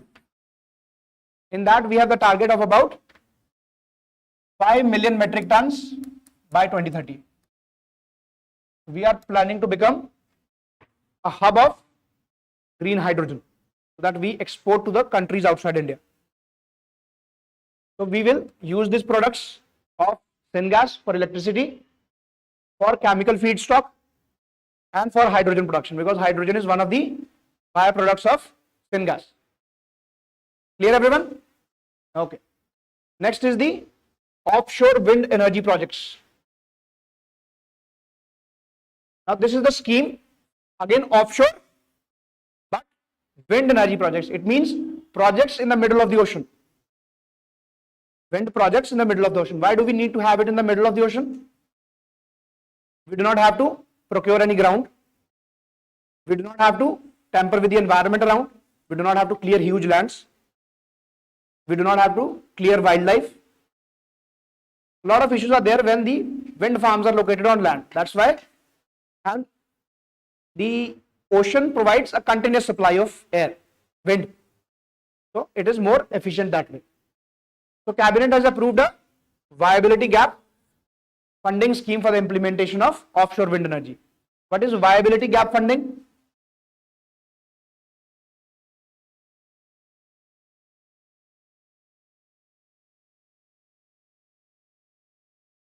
Yeah. So remember, economy, everything talks about, every term indicates something. Viability, it means the project is feasible, the project is viable. I am carrying out a project and I've done a study, and government knows that the project is feasible, but the funding I have is inadequate. There is a gap in my funding. So that gap is filled by someone. This is called viability gap funding. Whatever the funds I am short of, I will be provided by someone. Here the government is providing. Since it is wind energy, Ministry of New and Renewable Energy is responsible for this. Then aim is to commission at least 1 gigawatt of offshore wind energy projects, 500 in Gujarat and 500 in Tamil Nadu. These are the two major wind energy producing states. So we will also upgrade 2 ports to meet the logistic requirements for the offshore wind energy. Long-term target, that was for the 1 gigawatt immediate target. Long-term target is by 2030, 30 gigawatt of energy from the wind energy. And we have also declaration of trajectory for wind renewable purchase obligation up to 1 year by 2030. What is the renewable purchase obligations? It means these are kind of agreements with companies which require power. They will enter into agreement with those who are producing wind energy. Obligation means they will be legally obligated to do that. Purchase means what? They will have to purchase the energy from wind farms. Okay. So once an agreement is signed, the company or the entity which is producing wind energy, that is assured that my energy which is produced, I will have the funding for that because somebody is there to buy that. Already RPO is signed. We call it renewable purchase obligation. Clear? Okay. So this is the comparison which we are discussing about offshore and onshore. Offshore, first of all, we discussed more energy. Obviously, we have huge space. There's no limitation. Efficiency is more because generally in the oceans, wind flows in one particular direction. On land, it might be deflected from some kind of mountains, some kind of plateaus, but that's not happening in the oceans. It's a plain land, plain kind of place. Less intrusive, not much environmental damage is to be done. But what are the cons? It lacks dependency and predictability. Who knows? A huge wave might come and take the entire plant. Then transmission and distribution process. You are producing electricity somewhere in the middle of the ocean. You have to lay down the lines. You have to get that energy back to land because the users are there on land. They are not living in the ocean. So that is also a problem. And of course, maintenance cost will be high because equipment which is fitted in the ocean, that will always be prone to corrosion. Water corrodes the metals. So that's also a problem. If we talk about onshore, this is cost effective because you do not have to go into the ocean. So infrastructure is already existing on land. Just clear a little piece of land and do it. Obviously quicker, saves time. Local economy will be boosted because their land which might be lying vacant, that is utilized and economic returns are given. Transmission losses are less because in land it is very easy and already existing most of the places. Already proven technology and wear and tear is less because there is no water involved. But what are the cons? Locals may be discomfort because when the wind farm moves, when that windmills move, they produce a lot of sound. So noise pollution is there. Then we have efficiency is less because the winds are unpredictable and their direction keeps on changing. Then land availability and the issues related to land compensation. Water, those issues are not there. So these are some of the pros and cons. Next is a few Ramsar sites. What are Ramsar sites? Sorry? Wetlands of, where is Ramsar? What is Ramsar? Yeah, it is a city in Iran. And we started this in 1975. So, Nagi and Nakti bird sanctuaries, both in Bihar's Jamui district, are now recognized as Ramsar Convention. Now, India has 82 Ramsar sites. Nagi and Nakti, both are man-made reservoirs. They are dams and surrounded by deciduous forest, which is generally found in Bihar. Now, Nagi is something which lies in the Gangetic plains, but still its landscape is similar to Deccan Plateau. Such statements might be asked. Okay, it lies in Gangetic plains, but still resembles the Deccan Plateau. Now they are also recognized as important bird area by BirdLife International. India became a party to Ramsar Convention in 1982, and we have the maximum number of Ramsar sites in Tamil Nadu, followed by UP. Okay. Remember Nagi and Nakti, rest maybe Tamil Nadu and UP. The rest of the things are already there. Next is UNCCD, UN Convention to Combat Desertification. It is related to land. Desertification happens with land and not with water. Okay. So 30th anniversary of UNCCD happened. UNCCD, if we talk about, it is one of the 3 global agreements regarding which was the result of Rio Convention of 1992 that we were discussing about the Earth Summit. There we had 3 conventions. One is the UNCCD, then we have the UNFCCC, and then we have the UNCBD. Convention on Biodiversity, Framework Convention on Climate Change, and UNCCD, which is the Convention to Combat Desertification. UNCCD 1994, and it is the only legally binding international agreement which deals with environment and land management matters. So environmental issues linking it to land, this is the only legally binding instrument. Okay. Next we have the Antarctic Treaty. Everybody knows where is Antarctica? Anybody been there? Want to go? Okay. If you get an opportunity, do go. If I get an opportunity, I'll go. Okay. So we have the 46th Antarctic Treaty Consultative Meeting happening and 26th Committee on the Environmental Protection concluded.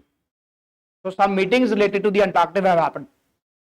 Antarctic Treaty was signed in Washington in 1950. 1950? This is wrong now, 1959, right? Okay. So 1959 in Washington, the Antarctic Treaty was signed. What could be the purpose of treaty? To make sure that Antarctic is not weaponized, to make sure that resources are not exploited unnecessarily, environment is not damaged, all that things. India also made a law in 2022 or 23 regarding Antarctic, that what if somebody from India wants to go there, permission is to be taken, some fines have been imposed if you go illegally, all that thing. There's a specific law which we have made in 22, I think. Now we have, sorry,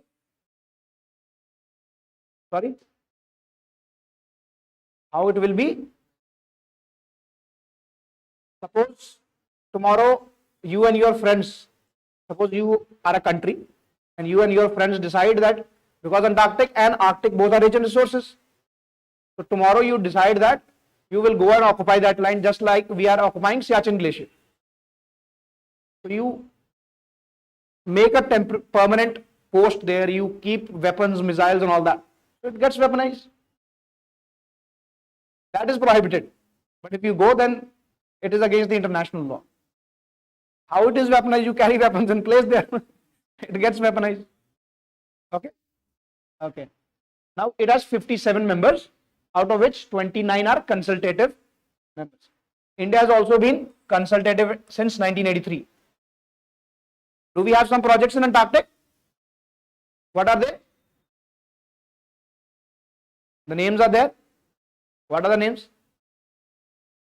Dakshin Gangotri and Maitri. Himadri? No. Himadri is in North Arctic. How do you remember?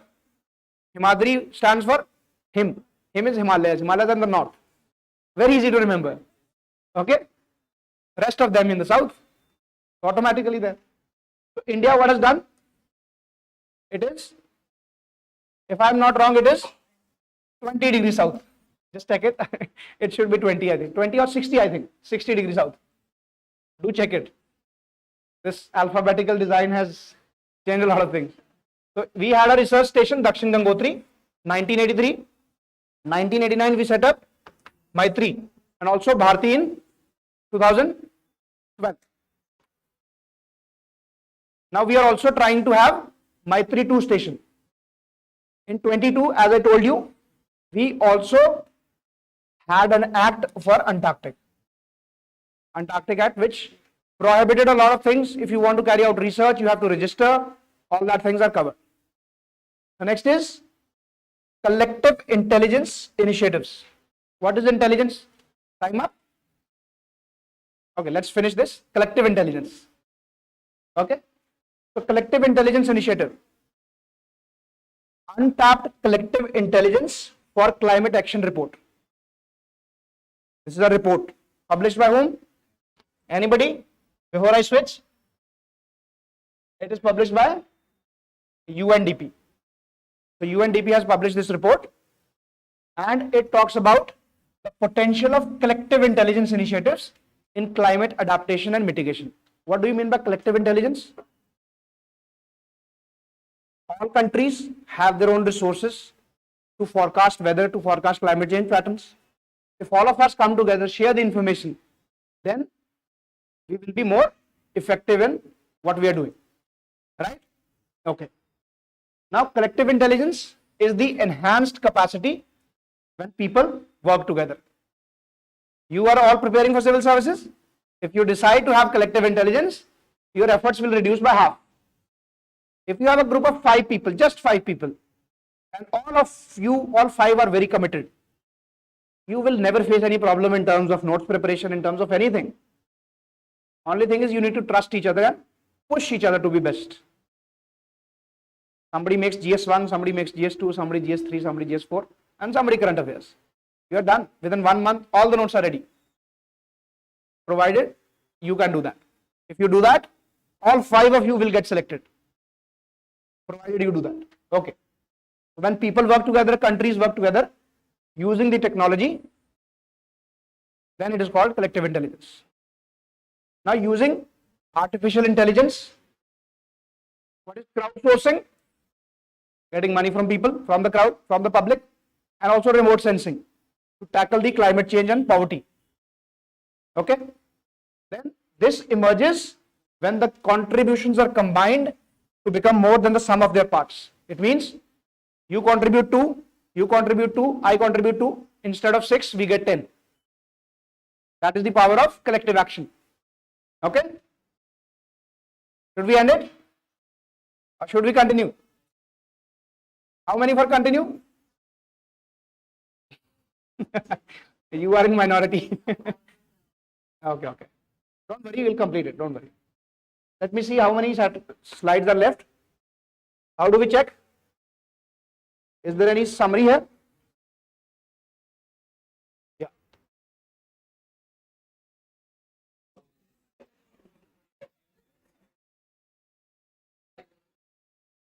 Thirty topics.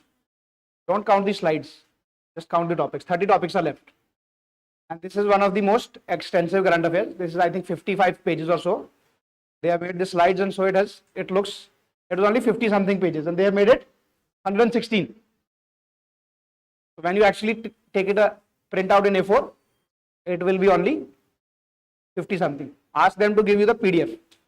Okay, not the slides. Slides will make you tremble in fear. Once you take a printout of 12 months, 112, it will be like this. Okay, but if there are only 50 pages, 50, 50, 50, it will be 500 like this only. Okay, we'll continue this tomorrow. Take care. And this is June. This is not that big. The PPT format has changed. It is only, I think, 50 pages or so. There's a PDF of 50 pages, not more than that, because they have added just pictures, one picture in one page. So that's why it has taken a lot of slides. Take a PDF. It will be very easy for you. So we'll all meet tomorrow. Until then, good luck. Good night.